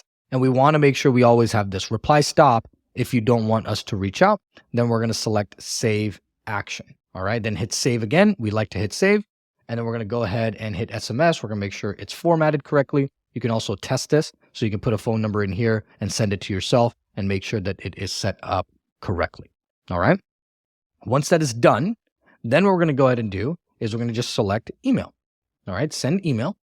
And now you're going to have to format this email again. So let's say this is coming from name. I'm going to put Coach Malik. Okay, from email, we're going to put contact at pinnaclemanproject.com. All right, subject is, let's see, what do we want to call this? So we're going to use the same message that we had here. And we're going to call this free training. Now, I'm just coming up with something right now on the fly. You guys can actually get creative with this. Then right here, you don't have to really change much. You can just come here, custom values. You just go contact, first name. All right. Literally keep the message exactly the same. Recently did a free training. Reply yes if you want to send it over to you. And then you can remove this. And with the email, you just want to go ahead and sign it off. Just go Coach Malik. All right. And then you could just put Pinnacle Man Project right there. And we're going to go ahead and save the action. Hit save up here. Let's go ahead and select this email. Make sure that it looks good. If you want to test it, you can test it out right there. Then we're going to go ahead and save and we are good to go. Then we want to make sure that we are actually published. We hit save again. All right. Then coming over here, I will call this the broadcast workflow. That's what I would call it. All right. And you can change this name to broadcast workflow. And we can call this number 1, and we can go ahead and hit save. Now we've got the broadcast workflow set up and ready to go. Okay. Now what happens next? We want to make sure that this is published. If it's not published, it's not going to go through. Then we go to settings and we want to actually make sure that we allow multiple. Okay. And then we hit save. Now we don't really care about stop on response because it's only one message and one email that's actually going out. And the rest of it, we don't really care about because we're going to send it all as a mass broadcast. All right. So going back to the workflow settings, then what we're going to go ahead and do is we're going to head over to Smart List. So we're going to go to contacts. Then we're going to go over to the broadcast list. All right, we're going to let this load. Okay, so I don't have anybody in the broadcast list, but let's pretend all is the broadcast list. All right, let's pretend this is my broadcast list. So what I'm going to go ahead and do is I'm going to select this square right here. So you can see here, there's a square for every contact, and then there's this big square right up here, and it's not related to anything. So what you're going to do is you're going to select this square. Then it's going to give you the option to select all records. So that's what we're going to do. We're going to select all records. Now, again, I just want to remind you, I'm doing this for all. Okay, for this example, I'm using all. You're going to go ahead and use your broadcast list. Okay, because in your all, it's not filtered. The leads are not filtered based off of tags. In your broadcast list, it is filtered. Right here, we have not created a broadcast list for us to put people into. So we can actually see, because we don't actually have an NFW tag. So I can actually change this to show it to you guys. I can actually just go PMP opt-in. And this way you guys can actually see that I've actually have a broadcast list, because I don't want anybody to send this to all and then freak out because they sent it to everyone. So here's our broadcast list. All right, we're back. Now we're going to go ahead and select this check mark. Then we're going to select 129 records, all 129 records. Then what you're going to go ahead and do is right here, you see a little robot and it says add to campaign /workflow. And that's what you're going to do. Okay. Then you're going to hit OK, proceed. And then you're going to select the campaign. Okay, so the one that I want to select is broadcast workflow. Sometimes you can find it. Sometimes you're going to have to type it out. Okay, broadcast workflow. Then you're going to add all at once, add all at scheduled time, add in drip mode. Okay, so you've got these three that you can actually tap into. Okay, usually you can go ahead and add it all at once. We highly recommend doing all add in drip mode. Okay, and then you can select when you want it to start at a specific time, and you can actually put a batch quantity, so you can send it like 10 at a time, and then you can actually repeat this every minute. So if you wanted to do it this way, you would call this action, I would call it the date. That's usually how I like to set this up. So this is the 26th, 23, and then I'm going to go ahead and put the campaign name, which is going to be free training, let's call it, right? For instance, I'm just using it as an example. I would start it on the 26th. Let's say I'm going to start it at the time that I'm doing this. Batch quantity, I'm probably going to send, let's say 5 at a time. And I'm going to repeat after minutes. I'm going to select 1 minute and send on Monday through Friday. This is good. And I'm going to go ahead and add to campaign or workflow. I'm not going to do it because it's actually going to send, but this is how you would actually do it. Now, if you have like 20 people in your list that you're sending to, you can add it all at once and send it. However, I do recommend putting it in a drip mode.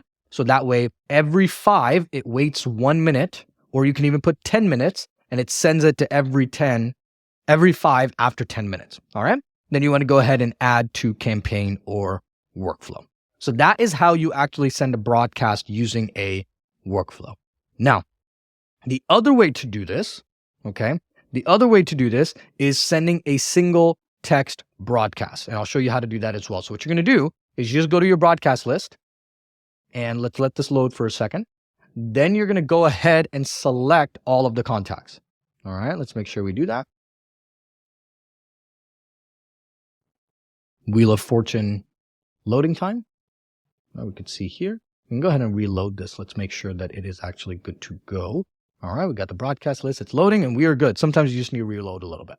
Then you're going to select the box. You're going to select all 129 contacts. Then what you're going to go ahead and do is you can see right here, this little message that says send SMS. All right, we're going to select that. We're going to select OK, proceed. Then guess what? Really cool thing is you just take it and you paste the message that you had. You can edit the message right then and there. So you can see here, I can go over here, merge contact fields, or we're going to go contact. We're going to go first name. All right, let's see if this adds, or is it going to add to the end? It adds to the end. So what we can do is we can go ahead and copy this one. All right, we're going to go ahead and select. We copy this, and we're going to go ahead and delete all of this. All right, we're going to come right back up here, and we're going to paste that here. There you go. So now it's going to auto-populate people's name. All right, then respond yes, reply stop, because we want to make sure that that is there. And then same options right here. Send all at once or send in drip mode. And you can send it in drip mode as well. And then you want to do the same thing for 26, 23, and you can call this the free training campaign. Usually I always put the date because I know when I've actually sent this, and then you can select start whenever you want it to start. Okay. Batch quantity, we want to send, let's say 5. Okay. Let's say we want to send 10, and we want to repeat this after every 10 minutes. All right. And then there's no stop or end. And then we could just select send SMS, and it's actually going to go ahead and send that SMS. So that is how you actually go ahead and do it. Now, if you have some templates that you want to send, you could do it that way as well. But I find that sending simple single text messages are easier, or sending a workflow is really easy as well. So with that being said, ladies and gentlemen, that wraps up our step-by-step mini training on how to send SMS broadcasts. If you have any questions on how to go about doing this, or if you're confused or anything does not make sense, please let us know inside of the student community. And now back to the main training. All right, team, welcome back. So by now, you should have a very clear understanding of how to send out SMS broadcasts, whether it's simple text messages, whether it's using a workflow. But what this should allow you to do is have a very clear understanding of how to go about it. And when you're ready to actually do it, you can actually do it very quickly, very easily, and with a click of a few buttons. Now, moving along here, what we want to really go over is helping you guys understand error codes. And so as you're sending text messages, what will happen is sometimes you will receive an error code that your text message was not sent. Okay. Now, you can continue sending text messages, right, and just not care about it. But eventually what's going to happen is your number is going to get blocked, and you're going to have to start all over again. So think about it this way.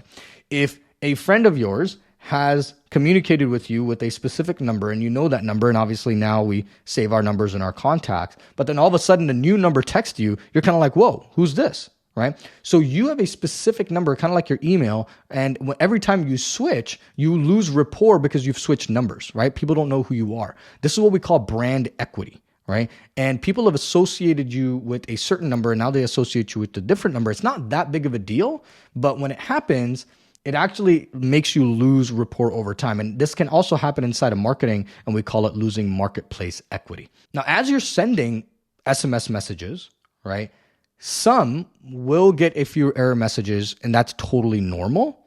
But the big mistake that a lot of newbies make is that they just don't understand why, right? They freak out, first of all, but they never understand why it's actually happening for them and actually spend the time to figure out why, right? And so this is where we actually say that misattribution is a cardinal sin, because now you're having something happen to you, but you don't know why it's happening to you. That is no bueno. Okay. And so this is what an error message will actually look like. So you'll have your text message, and here it'll actually show you that it's unsuccessful. All right. And then what you could do is you can hit this red caution triangle, and then it'll give you the error code and what was the status of that. So different error codes mean different things. And now let's walk you through what all of the error codes actually are. And so if you get a 3005 error code, that means that the number that you're trying to send to is not in service. So this number is not a real number, and it's not in service. So it's not your fault. It's actually the other person's fault because they gave you a wrong number. Then there's 30003, which means that the device is powered down. So this is a number that people have not been using, and it's either out of service or it's not accepting text messages at this time, right? Very rarely will you see this. You'll see a lot of 3005. Now, 30007 is actually very important because this is carrier violation. This is meaning that the carrier has filtered out your message for delivery. Right? This means that the carrier is actually actively blocking you for something that you have done. Maybe you're sending too many links. Maybe people have actually blocked your number. Maybe too many people have said stop, right? And so you got to be careful with the ratios that you're sending these with. And so if you're getting a lot of these, right, you want to make sure that you actually slow down, not send as many text messages and move around that, or it might be time to get a new number, all right? Then you switch over to 30008, which is message delivery unknown error. This is just a generic error. It wasn't received or anything of that sort. So if it does happen, then what you could do is you could just select the arrow right here, and it'll actually resend the message. Then number 5, which is 30004, and this is message has been blocked, right? So either the person has blocked it, or it's actually been blocked from reaching the destination that was it intended to. And then there's 30006, which means that this is a landline. So the person that gave you their number, it's actually a landline. It doesn't get text messages and it cannot be reached. However, you can actually call that number. So this is a general list. Now, there may be more. As an entrepreneur in this space, it's up to you to continue staying up to date with this info. So that way you can actually navigate the space accordingly. And we've gone ahead and actually linked a resource here for you so you can take a look, read it through, and make sure you're up to date with everything that's going on in the SMS space. So with that being said, ladies and gentlemen, we're going to wrap it up here. And this was the SMS broadcast training that we use the client kit for. So if you have any questions about this section or anything that we discussed, make sure to go ahead and ask us inside of the student community. And as new SMS regulations come out, we will continue to keep you guys updated to make sure that you are in the loop, make sure that you are staying compliant, and make sure that you are continuously getting the best results from the text messages that you're sending out. Now, if you actually want a text message to be reviewed by the team, or if you have a text message that did very, very, very well, and you sent an awesome broadcast and you got a ton of clients from it, or you got a ton of people responding to it, do go ahead and share that inside of the student community so people can actually learn from it, because the community is a two-way streak, right? You got to be able to take, you got to be able to give. And so the more you give, the more you're going to be able to get back. And so we would love for you to see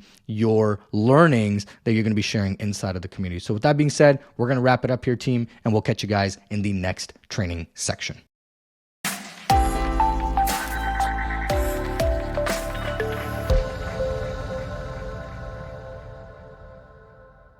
All right, team, welcome back. And in this training section, we're going to be talking about email marketing using the one and only, the client kit. So without further ado, let's jump in and start kicking some butt right away. So formally, what we call as email or email marketing is referred to as the tool inside of the CRM, because client kit is actually portion of it is a CRM. It's used to provide a more personalized and more effective direct marketing contact. So again, what TCK allows you to do is actually contact your leads using email, not only SMS, not only phone call, but also email as well. Just being that one-stop shop that TCK actually is, which is absolutely incredible. Now, when we're using TCK, there's going to be different types of emails that we're going to be exploring, okay? The first type of email is just individual emails. This is going to be stuff that's happening inside of your conversation section, inside of your TCK. So if somebody responds to you, it's actually just going to show up in your conversation section. It's very similar to email correspondence on Gmail or Yahoo. It's exactly the same, but all you're doing now is you're doing it inside of TCK. So what this does, it makes it easier for you to have a contact record of every conversation that's actually happening, rather than switching over to email, communicating with somebody there. It all filters into one area. Okay, so that's individual emails. Then moving along, we're going to go into auto drip emails. Now, these are the emails that are part of a workflow that go out for 7 to 10 days. And what it's doing, it's pushing people towards a quick chat. All right. Now, it's similar to the auto drip text messages that go out. These are also going to be automated, and it's going to make it easier for you to get in touch with more leads. Now, last but not least, the third way that we're going to be using email is going to be using email broadcast. All right. So similar to text broadcast, email broadcasts are sent out to share value and have the prospect take a specific action towards their goals of what they actually want to achieve. So just to give you an understanding of how this training section is going to break down, or the next couple of training sections coming up, individual emails are pretty easy. You should already know how to receive emails and how to actually send emails inside of TCK. If you need a rundown of this, we could totally walk you through this and how that actually works. But we're really just going to be focusing on the auto drip emails and the email broadcast and how that actually works inside of the Setter processes, so you can actually schedule more calls. So with that being said, the next two training sections, team, is going to consist of one training section that's going to be all around auto drip emails, and then one training section that's going to be all around email broadcast, and that's how we're going to break it down. So with that being said, team, we're going to wrap it up here. That was the email marketing using TCK explanation. If you have any questions about this section or anything that we discussed, make sure to go ahead and ask us inside of the student community, and we'll catch you guys in the next training section.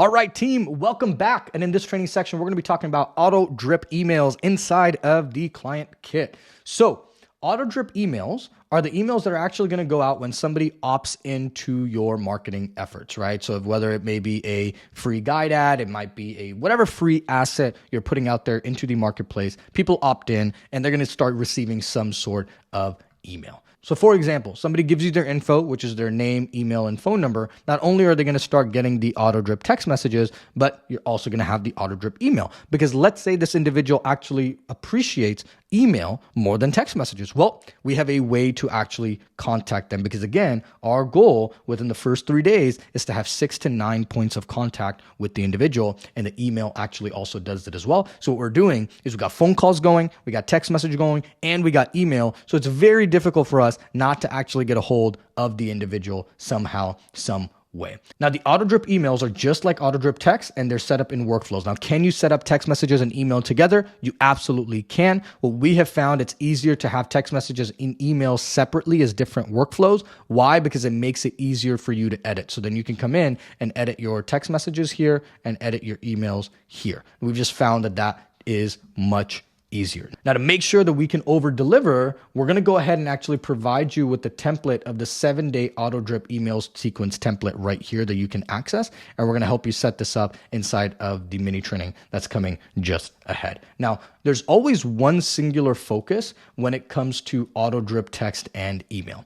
Now, there's going to be another type of email, which is called email broadcast, which we're just going to get to in just a second. Email broadcasts are more around nurturing your prospects versus auto drip text messages are for them to take a massive action, which is, hey, schedule a quick chat, buy a book, go watch the webinar, go see the case study, whatever action you are trying to have the prospect take, that is what you're going to push inside of the auto drip text or email, right? And the purpose is to help people take the next step in the journey with you as fast as possible. And this could be scheduling quick chats. And really the goal is to get people on a call with you. Now, you can change the outcome that you want accordingly, but you want to make sure that the focus stays singular. Okay. You want to make sure that the focus stays singular, and we want to make sure we're pointing people in one direction. So now that you guys understand what the auto drip email is, what we're going to do is we're going to switch over to a quick mini training where we're going to walk you through the step-by-step process on how to set up the auto drip email workflows and how to take the template and create it as a brand spanking new one if that's what you wanted to do as well. So with that being said, ladies and gentlemen, let's switch over to that mini training now. All right, team, welcome to this mini training where we're going to walk you through the step-by-step process on how to set up the auto drip email workflow. Now, this is a workflow that you should already have inside of your TCK account. If you do not have this, please go ahead and let us know, and I'll show you where to find it. Before you say that you don't have it, let's make sure that we can actually go ahead and find it first. And then if you cannot find it, you can actually let us know. So really, ultimately, what we're going to be doing is we're just going to be editing and tweaking the workflow very slightly. And then we'll give you a quick overview on how to actually go ahead and create your own workflow if that's something that you wanted to do as well. So with that being said, let's jump right on in. So the first thing we're going to go ahead and do is we're going to open up TCK. Okay, we're going to have TCK open. Then we're going to go over to automations. And the automation that we're looking for is the 7-day auto drip. Now, for me, I went ahead and actually placed them in a folder. You can always create folders inside of your workflows to keep them organized. The way we organize it is we have 2 types of folders inside of our workflow system. We have front end. So this is everything that has to do with marketing. And then we will have back end. Okay, back end. And this has everything to do with like client success, right? So this is going to be client retention. This is going to be kickoff calls. This is going to be the campaigns for the reminder for their coaching calls. All of that is going to be in the back end folder versus the front end folder has everything to do with marketing. All right. So let's go ahead and talk a little bit about the auto drip template. So I'm going to open it up here. The one that we are looking for is the 7-day email auto drip. I'm going to unpublish this. That way I can walk you guys through this. Okay. So you should already have this. It should be called 7-day auto drip. It should say template, and you should already have this hooked up to your form. If you have not hooked up to your form, the way that you would do that is you would come right over here, add workflow trigger. You would type form submitted. add filter, you would select form is, and then from there, you would just pick the form that you want it to come from. So the trigger is the trigger that's going to actually initiate the workflow to start doing its thing. All right.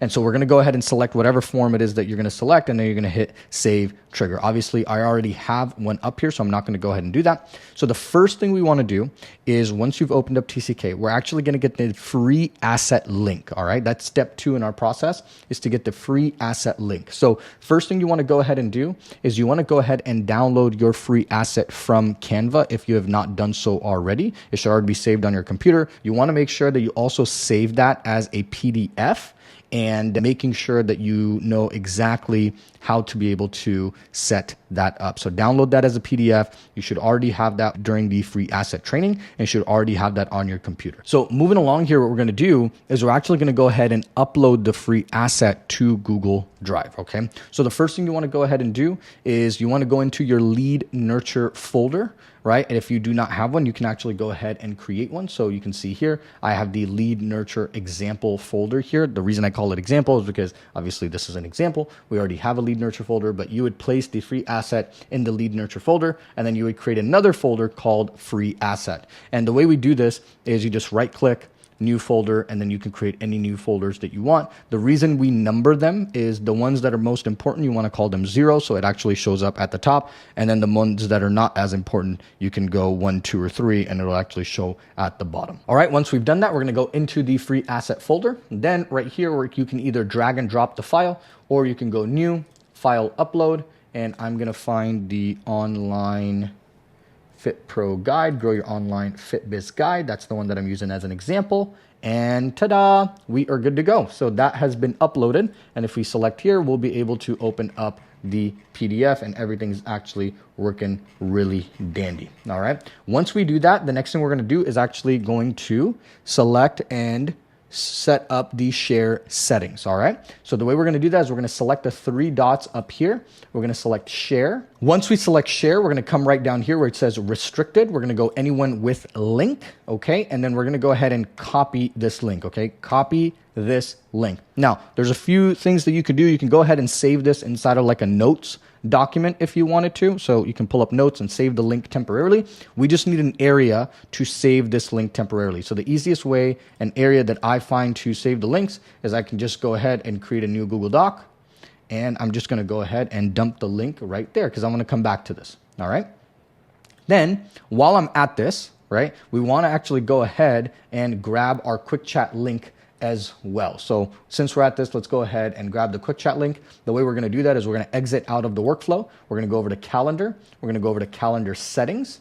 All right. Then we're going to find the quick chat. We're going to come over here, 3 dots, and then we're going to go copy permanent link. Okay. We're going to do that again just to make sure. Copy permanent link. We're going to go back to our document, and then we're going to paste the permanent link. Cool. So we have our quick chat link, and we have our free asset link. All right, I'm going to show you exactly where these are going to come in handy. So now what we're going to do is we're going to go back to TCK. Let's head over to workflows. Okay, so we go back to the main menu. We go over to automations. We go over to our 7-day email auto drip. All right, so we got that. Now we are going to go ahead and move on to step number 4, which is editing the workflow. And what we want to do is we want to actually create the first email inside of our template. So this is the first email. So I'm going to make sure that you guys can actually see this. So let's move this over here. So there's actually 7 days worth of emails. However, there's actually 8 emails in here total. This email and this email are actually going to go out on day 1 together. So these are technically day 1, meaning as soon as somebody opts in, they're going to get this email and they're going to get this email. All right. So you should already have this email created. All you have to do is edit it. Right? This email is something that we have to create and link your free asset, which we're going to do right now. All right. So with that being said, we're going to come right back to the workflow. Then we're going to move this back over here so we can copy this guy. Okay. We should be good to go there. Then what we're going to go ahead and do is hit the plus button. Okay. Once we hit the plus button, we're going to go email, and then we're going to select send email. Then we're going to input everything from the template. So let's actually start here, and we're going to start with Malik at PMP. So let's just start there. The email that we're using is contact@pinnaclemanproject.com. Subject line. So let's come over here and let's copy the subject line right here. Now, this right here is a custom value. So I'll explain exactly what that is. So what we did is whenever we send the first email, we always like to send it with the person's first name. The open rates are actually higher. And then we just put free 21-day challenge. All right. So you can change this to free holistic body blueprint. You can call this whatever your free asset is called. You can go ahead and change the name to that. Okay. Once you have done that, then we're going to come right over here. We're going to select all of this. This is the body. Okay. So let's make sure that we are good to go right here. So let's select all of this. Okay. Copy, and we're going to paste it right in here. All right. And now we have pasted everything that we needed in there. Then what we're going to go ahead and do is we are going to, where it says click here to get access, we're going to highlight the word here. We're going to select the link button. Okay, let's make sure that this is working. There we go. So the URL pops up. Let's actually do that again because we exited it out. Let's select here. Let's select link. Okay, so we are good to go. Now we're going to go over to our document that we had. We're going to copy this link. We're going to go back over to TCK and we're going to paste this link and we are going to hit save. And you can see here, this has become a hyperlink. That's exactly what we want. Once we've actually done that, we're going to go ahead and hit save action. Then we're going to hit save. All right. Now, one thing that I like to go ahead and do is in between two emails, I always like to have a wait, and we can have a wait. And in here, we could just wait like 1 minute and hit save action and then hit save up here again. Now, between email 1 and email 2, the wait is 1 day. Okay, the wait is 1 day, but technically these two emails are going out on day 1, right? So there's only a 1 minute wait here. And then this email goes out right away. So these two emails are going to go out on day number 1. There is a 1 minute wait here, and then this email goes out. So they technically go out on the same day. They're just two different emails. This one is for the asset, like we just set up right now. Okay. And this one is just to invite them to the community and book a call at the same time. All right. Now, what you're going to have to go through is you're going to have to go through and edit the remainder of the workflow. Okay. So you're going to have to open up this email. You're going to have to edit the from name, the from email, the subject line, and then you're going to have to edit the message inside of here. All right. And so right here where it says you can access the free 21-day challenge here, you can hyperlink the Google link that we got right here, your Google Drive link. You can hyperlink that in here. And then also you can hit the link here, then request to join. So this could be the link to your Facebook community, right? And then right here, it says click here to book a call. Now, I know there's a lot of different call to actions in this first email, but what we're trying to do is we're just trying to capitalize on the first email because that's what people are going to read. So if somebody opens up the 21-day challenge, and even if you didn't want this in here because you've already sent it in another email, you don't have to send this one in here. We just sent it as one email. All right. So you can see here that we already have it. However, if you don't want to add this in there, that's completely up to you. Like all of these emails, day 1, day 2, day 3, day 4, day 5, day 6, day 7 are yours to edit and make your own. So we just gave you a template, right? Don't be a remote control student and then copy and paste this. And then all of a sudden you're helping people with their health. And then you're like, hey, why is this set up for men? Right? So you want to make sure that you are actually going in here and editing it. That means it's going to take some time for you to read the templates and actually edit it. All right. Take the time to actually do that because don't be a spoon-fed remote control student. Okay. We want to make sure that you can actually go through and process everything and set this up properly. So you're going to have to go through every email and make sure that it's set up properly. Now, one thing that I do recommend is always editing in a Google Doc and then transferring over into TCK. Do not edit in TCK. It's hard. It doesn't format correctly. It's very difficult to see. So it's easier to format here in a Google document than actually transfer. You could do it in ClickUp. It doesn't matter where you do it. You can just do it anywhere. All right. Then every time you switch the email, you want to go ahead and select save, hit the save at the top. And then in between email 1 and email 2, there is a 1 day wait. So you're just going through email 1, email 2, making the necessary changes, switching out the link. So you can see here, book a call with me here. This should be the link to your quick chat. Okay. And you guys already know how to change the hyperlinks, which is you just select here, you just select the link and paste any link that you want to right here. All right.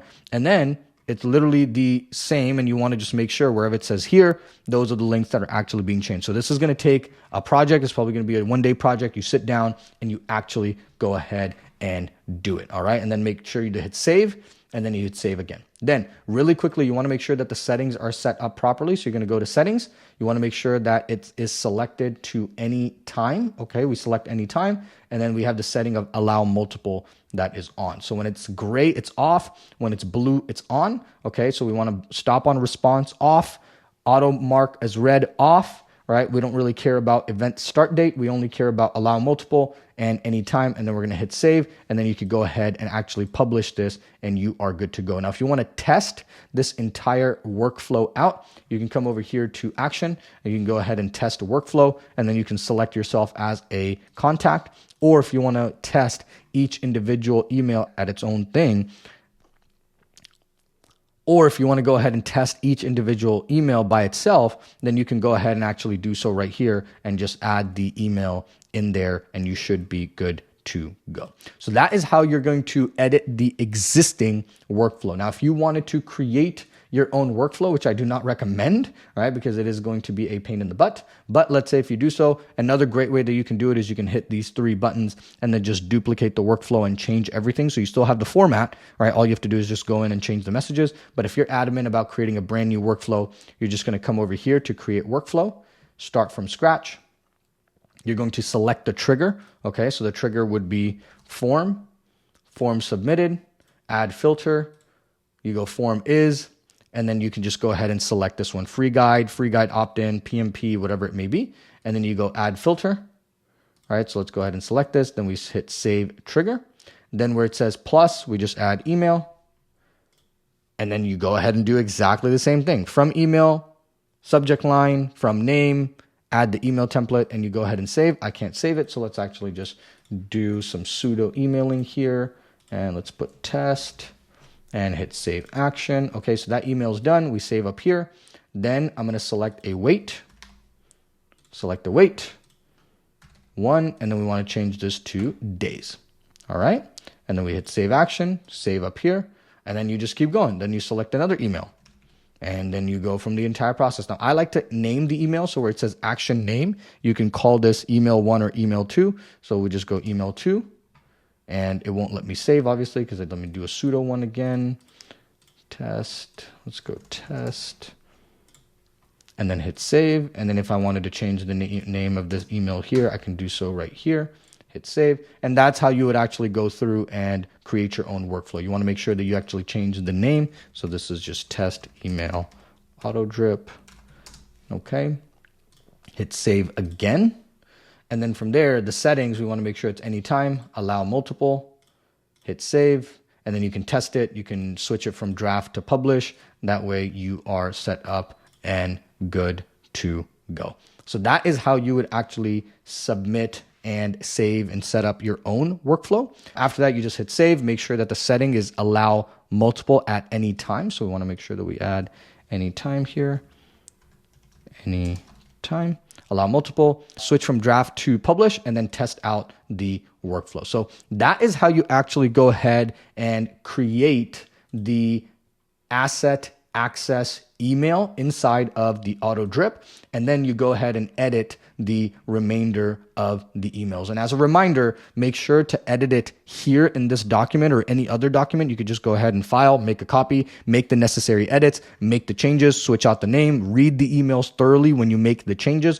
Don't just haphazardly go through this, right? Make sure you make the changes that are absolutely necessary. That way you can just copy and paste it from here. And remember, there is a separation. Okay, this is not just one message. There is a separation here. So to help you guys see this, all right, I'm going to go ahead and actually make this dot. There is a subject line up here for every email. So let me actually show you where it says subject, did you do this? All right, notice it says subject, and then the message starts right here. So don't just like copy the entire thing, and then in subject, it says subject forward. Right? Like, don't be doing that. So like last reminder, that is the subject. You don't need to copy this and paste this in here. So you can see, and if you want to match up the reminders to the emails, or you want to match up the emails to the actual workflow, you can actually do so, and how it's actually set up. This is actually the message. Okay, so this is where the message actually starts. Up here, it's all subject line. Okay, so last reminder, right? This is subject line. All right, Coach Cole, this is the sender. This is why we have sender here, sender. And so we change the name of the sender every few emails to make sure that people actually know that it's actually being sent from different individuals, and the open rate actually goes up with this. Okay, so that's the subject line. Checking in, that's the subject line. That way, I want to make sure that nobody's copying this entire thing and pasting it in their body of their email, and then all of a sudden people are like, why the heck does it have subject at the top? So make sure you're doing your due diligence, reading it through, making the necessary edits. If you have any questions about this setup or anything that you need help with in particular, go ahead and let us know inside of the student community. And with that being said, ladies and gentlemen, that was the step-by-step process on how to set up the auto drip email workflows and how to actually edit the existing ones that you have, and how to create the free asset link and the free asset access email inside of the workflow as well. So again, if you have any questions, let us know inside of the student community. Now we'll return back to the main training. All right, team, welcome back from that mini training. So now you should have a very clear understanding on how to take the 7-day auto drip TCK sequence and how to actually edit that, or create a brand spanking new one using the template that we have actually provided. And so now you should have a very good understanding of how to create email workflows, how to automate them, how to set them up to make sure that you are set up for success. So with that being said, ladies and gentlemen, that was the auto drip email that we are going to be sending inside of the client kit. If you have any questions about the section or anything that we discussed, make sure to go ahead and ask us inside of the student community. Now, if you've created an auto drip email sequence that is doing really well for you and you'd like to go ahead and share that within the community, that would be incredible. But also, if you've created one on your own and you'd like for us to review it, we can do so as well to make sure that we're giving you feedback and you're constantly growing. So with that being said, ladies and gentlemen, we're going to wrap it up here, and we'll catch you guys in the next training section.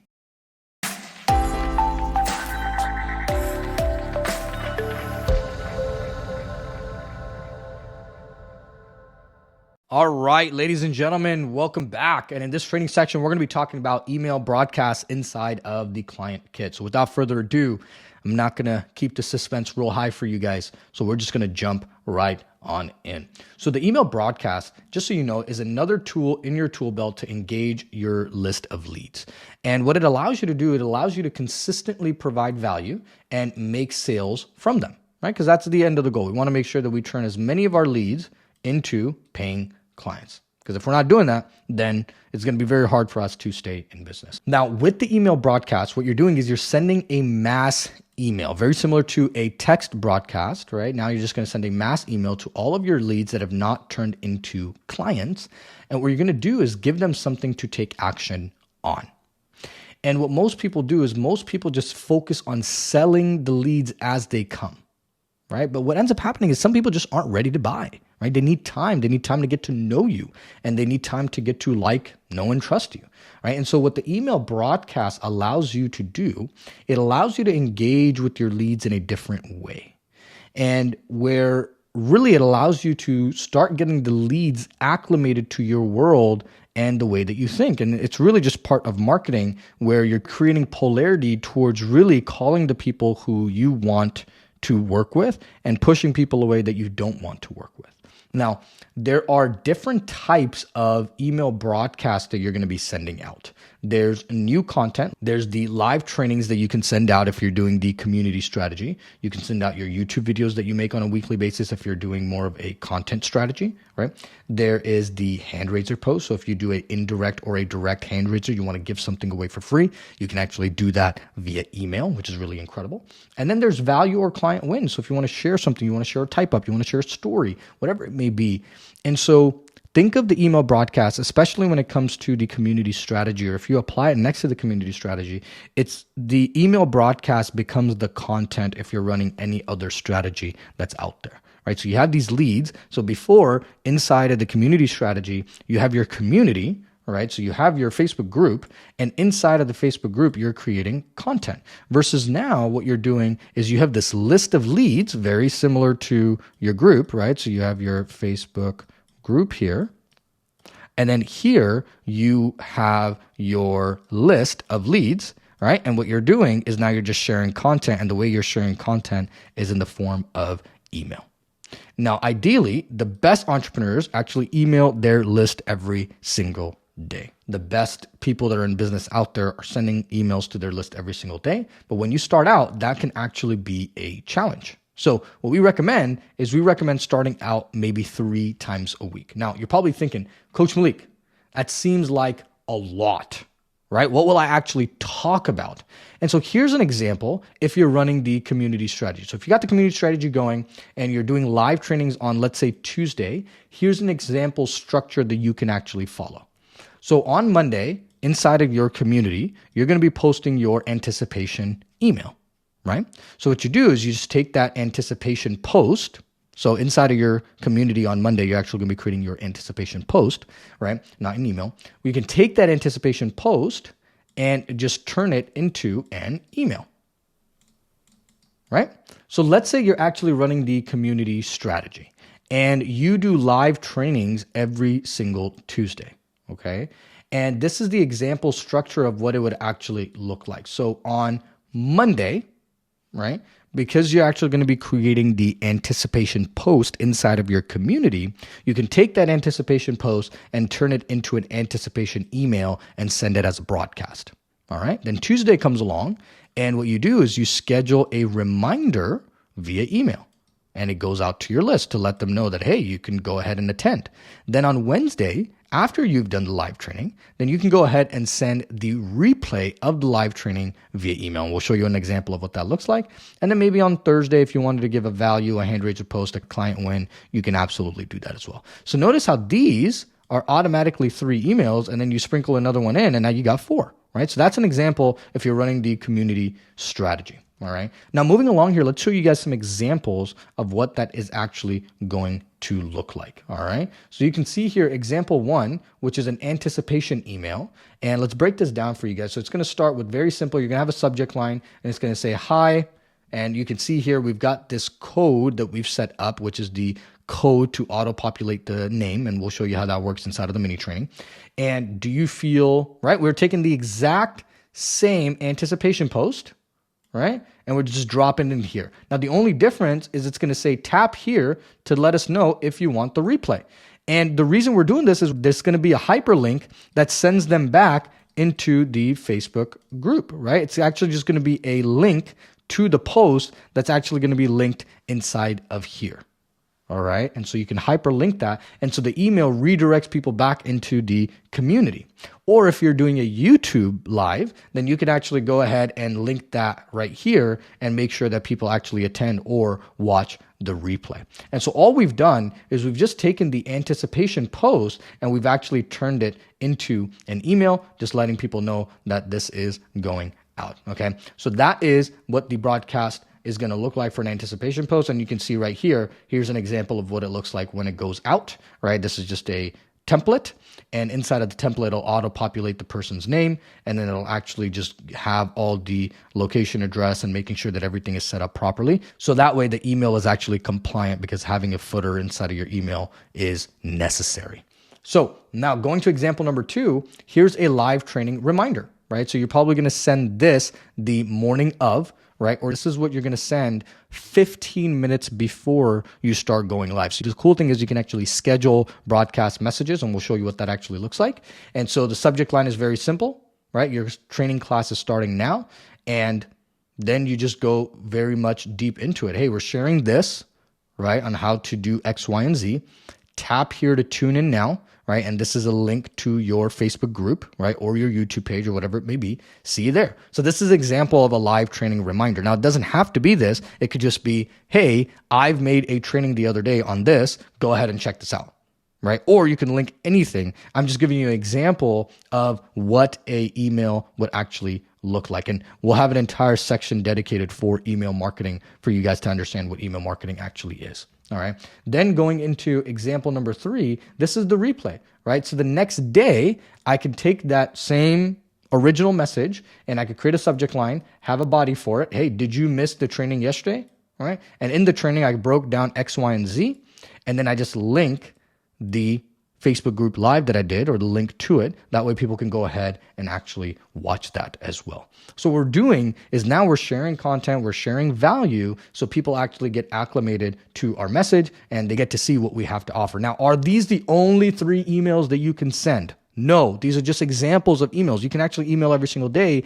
And really what you're doing is you're sharing some sort of value. And we'll have an entire training section on how to do email marketing properly. So that way you can actually pull a lot of leads out from email. And that's a skill. And if you want to get better, there's tons of resources out there that you can look into to get better at email marketing. So now that you understand a little bit of the format and what that actually looks like, let's actually walk you through how to set all of this up. So we're going to switch over to a mini training where we're going to teach you how to create email broadcasts, how to schedule them, how to set them up properly inside of the client kit. So without further ado, let's switch over to that quick mini training now. All right, ladies and gentlemen, welcome to this mini training where we're going to walk you through how to create email broadcasts.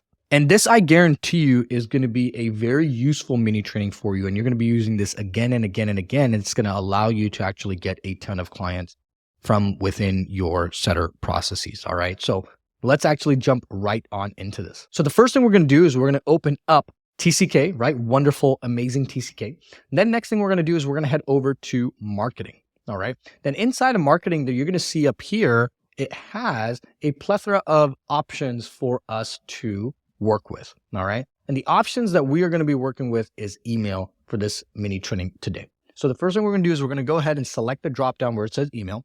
Then we can either select campaigns or we can select templates. Okay. We can select campaigns or we can select templates. All right. The first thing we're going to do is we're going to select template because we want to make sure that we can create a consistent template to use over and over and over again. Then what we're going to do is we're going to come over here and we're going to say hit new. Okay. And we're going to let this load in just a little bit. There we go.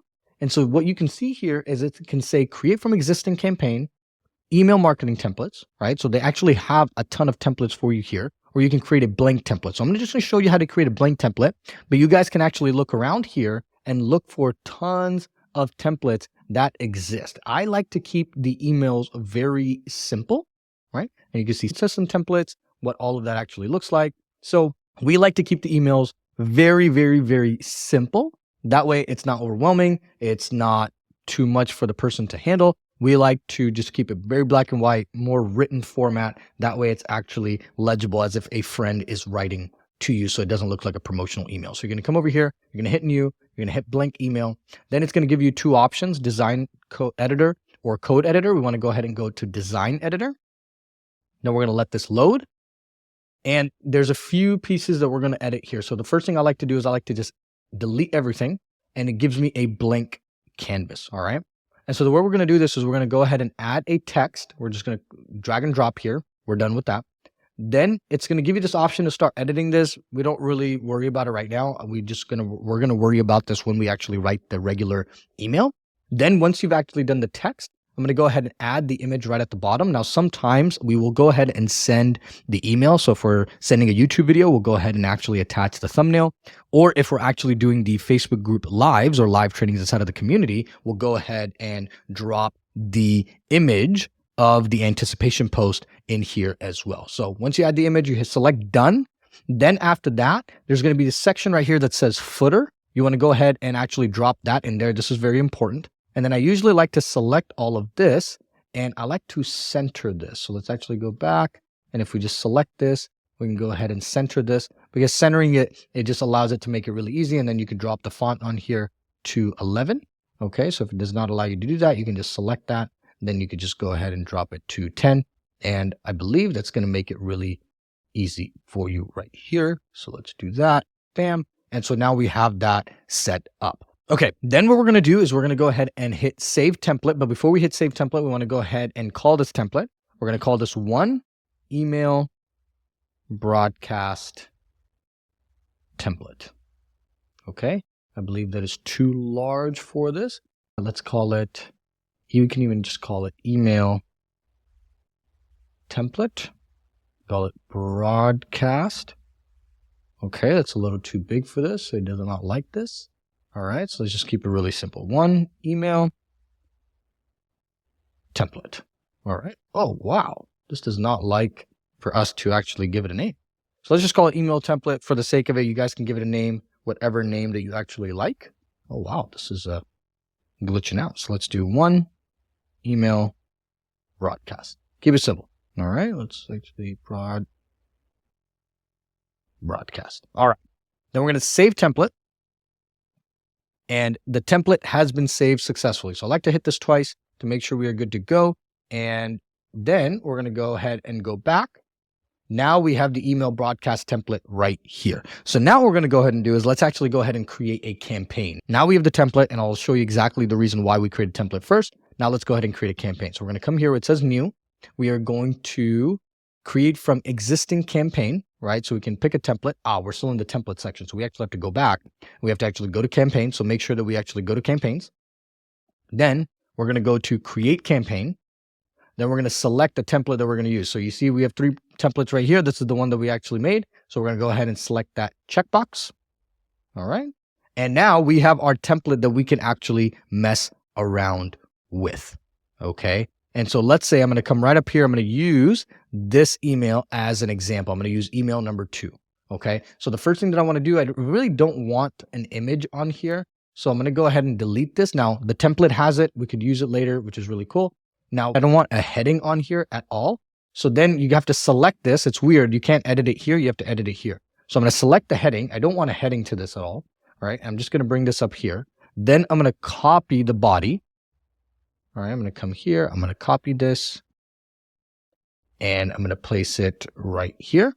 Okay. Now you can see here, tap here to tune in now. And this is supposed to be a link. Okay. And this is where I can select the link or I can paste the link right here. So let's say I'm just going to take a random Google Doc link and I'm going to place it right here. All right. So see that? I placed the random Google Doc link there. If I wanted to actually create it into a hyperlink inside of a specific word, I'm going to select that. Then I'm going to actually go ahead and select link. Then I'm going to place the URL and then I'm going to hit save. All right.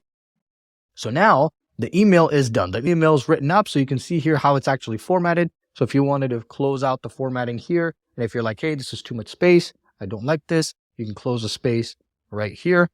All right, you can go here, you can select and add the space accordingly how you want it to. So now you can mess around with this and the formatting of this, the font, the size that you want it. We like to keep it really simple, right? So you want to just come here and you could just be like, hey, name, training class is starting now. Usually for the live training reminders, we keep things really simple.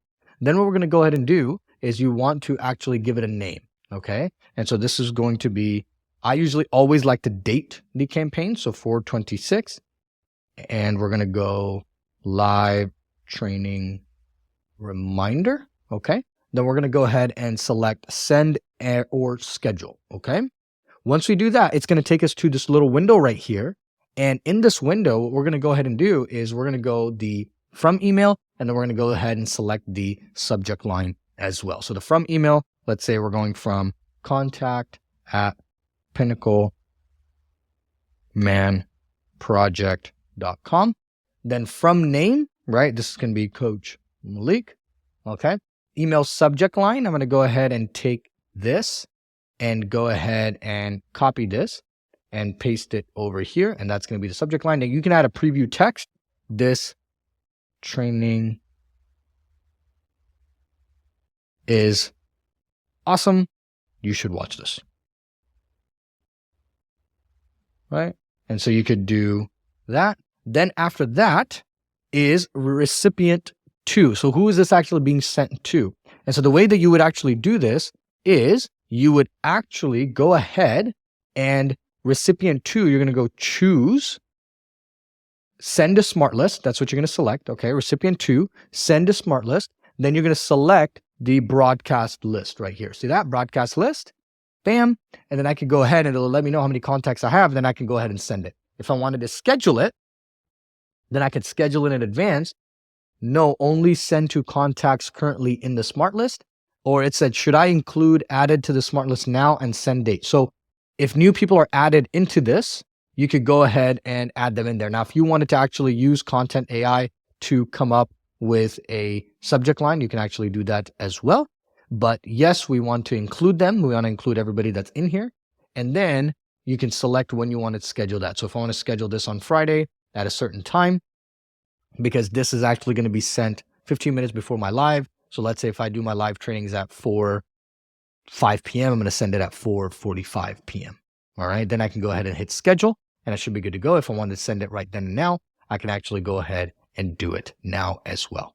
So that is how you set up the email auto broadcast. All right. I know it's a few steps going into it. Once you set this up, you're going to be good to go. And so this is going to be very helpful when you're sending out content, especially if you're running the community content and the community strategy. When you want to share your community content, such as your lives, your hand raisers, your value posts, you can actually share that via email as well. So in case somebody's not watching it inside of the community, they can actually get access to it via email and text message as well. So with that being said, team, that wraps up the mini training on how to create and send out email broadcasts. If you have any questions, go ahead and let us know inside of the student community. And now back to the main training.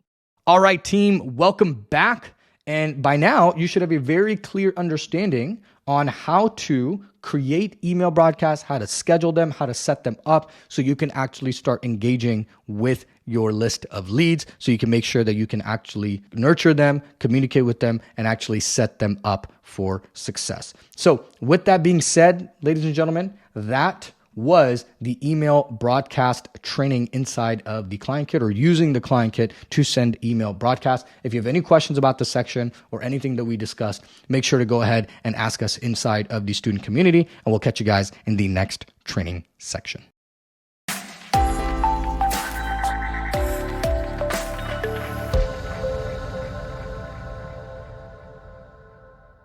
All right, team, welcome back. And in this training section, we're going to be talking about tasks and what tasks are, why we use tasks, and how they're actually going to help us follow up with our leads better. So let's jump right on in. So tasks, if you did not know, is a native feature inside of the TCK.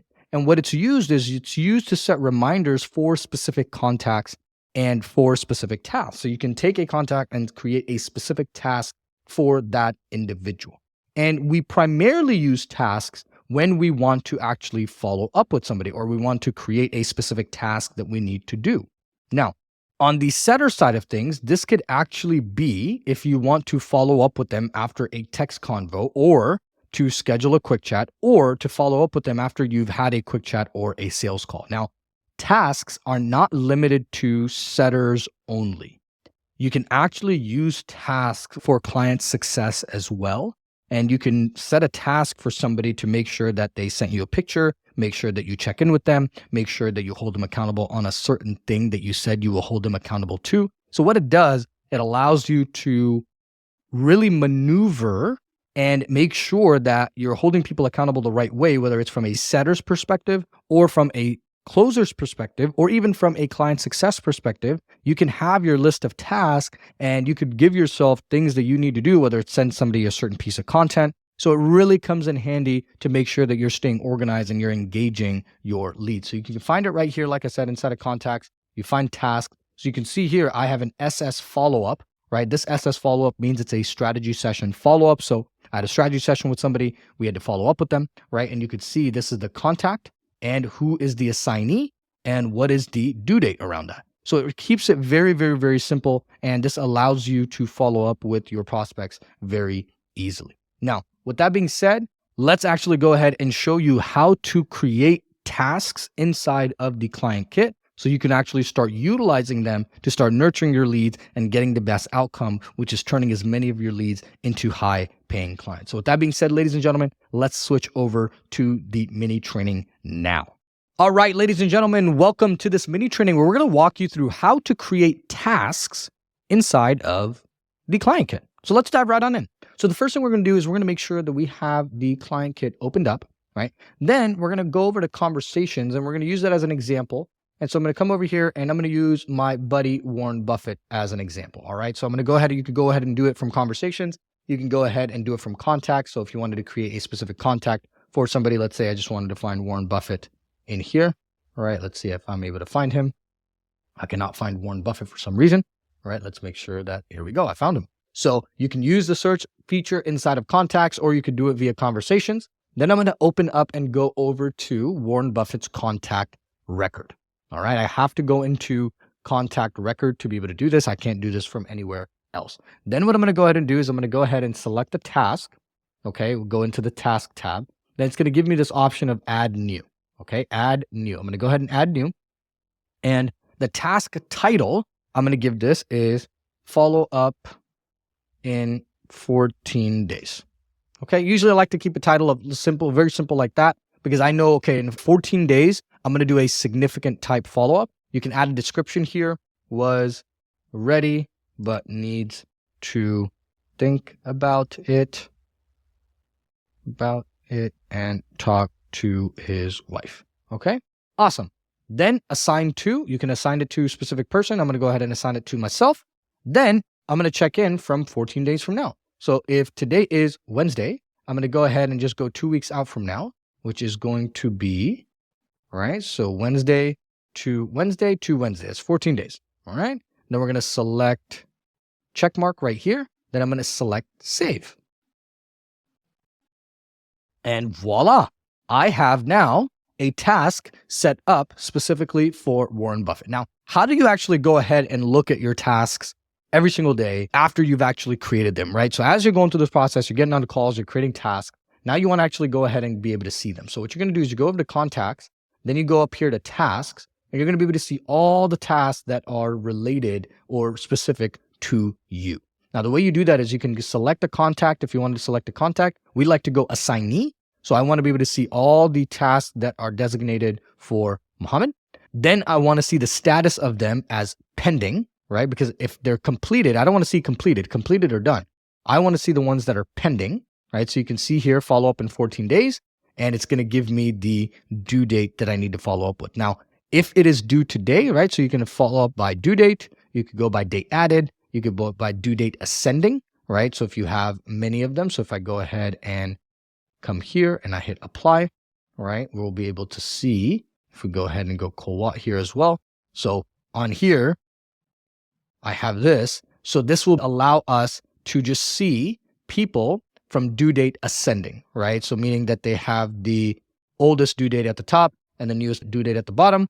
And if it's descending, then I have the most recent due date at the top and the most oldest due date at the bottom. And so we want to make sure that we just organize it based off of due date. When it's coming up, we go ahead and actually respond. Once we've actually done this, the easiest way to actually do this, you can open this up and it'll actually take you to that specific contact. You could go ahead and follow up with them, just check in with them or do whatever it is that you need to do. And then come back here and then you can go ahead and select mark as completed. And that means you're actually done.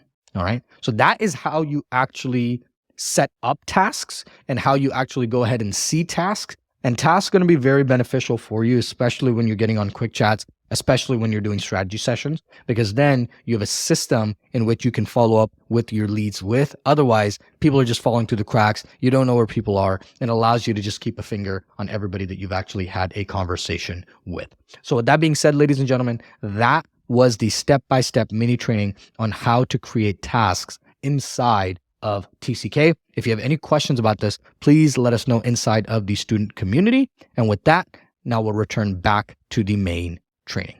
All right, team, welcome back from that mini training. So now you should have a very clear understanding on how to create tasks for specific contacts and make sure that you can label the tasks correctly, how to actually access them, how to see them, how to organize them to make sure that you are pushing the needle forward to converting your leads into paying clients. So moving along here, with that being said, ladies and gentlemen, that was our entire training on tasks. I know that was a quick one, but tasks are going to come in handy even when you guys are checking in with your clients. So use them wisely, use them regularly, and make sure to check them on a regular basis, because that tends to be the biggest thing that a lot of people drop the ball on, is that they create the tasks but never actually check them. So somewhere in your daily repertoire of reminders where you can tell yourself, this is something that I have to do, this can become a non-negotiable, And we're going to walk you through this and help you create a checklist as a setter of what you should be doing, all the activities on a regular basis. So we'll include tasks in there as well. So if you have any questions about this section or anything we discussed, make sure to go ahead and ask us inside of the student community, and we'll catch you guys in the next training section.